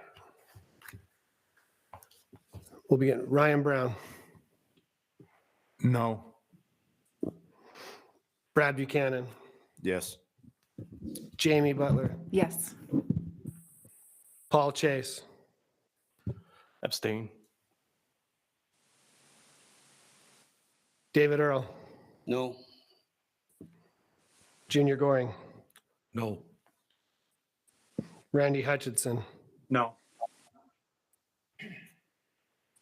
Emily Jensko. Yes. Kevin McLeod. Yes. Darren Perry. No. Casey Snyder. Yes. Uh-oh.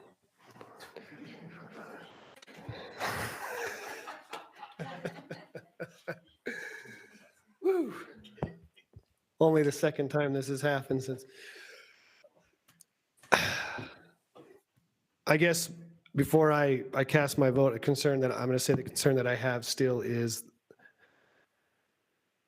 if it passes right now and we pass as presented, and now public hunters are to be allowed to be on their property, I have concerns on how that's going to happen.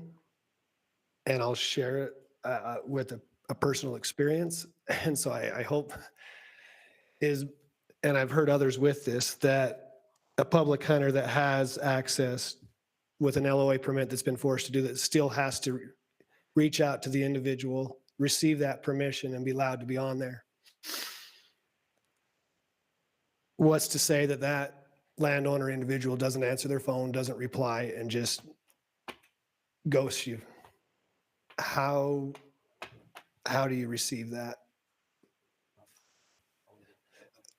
It's not part of the proposal, but it's a question that I have. And so as I vote, yeah.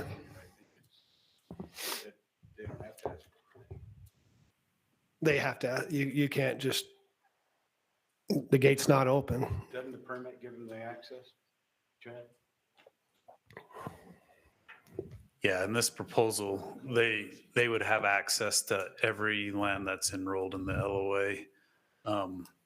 And that letter would go out to the hunter and to the LOA of saying, these are the people that have access. Is there one representative that they can reach out to that's going to let this happen? Yeah, so the president would be in charge of that. So yeah, that letter would go to the president, and it would be his responsibility to ensure that there's access granted to all of it.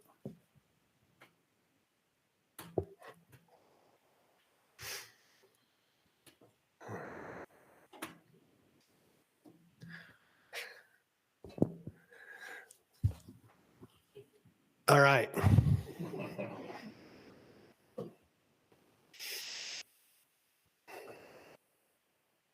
I'm feeling Chairman Albrecht's pain right now from a while back on a different topic. I don't like. Just vote. I don't want to take this lightly. You know, everyone has a chance to speak. I'm going to vote yes. And with that, the motion passes 6-5. This time, I'll let those who voted against this to state their concerns, and I'll begin with, on the list, well, I'll go with David on the end. I believe if an individual has a voucher, he's entitled to have every inch of LOA, just like the public. But I am representing agriculture here, and I know there's a whole bunch of landowners out there that don't have any idea what's going on tonight.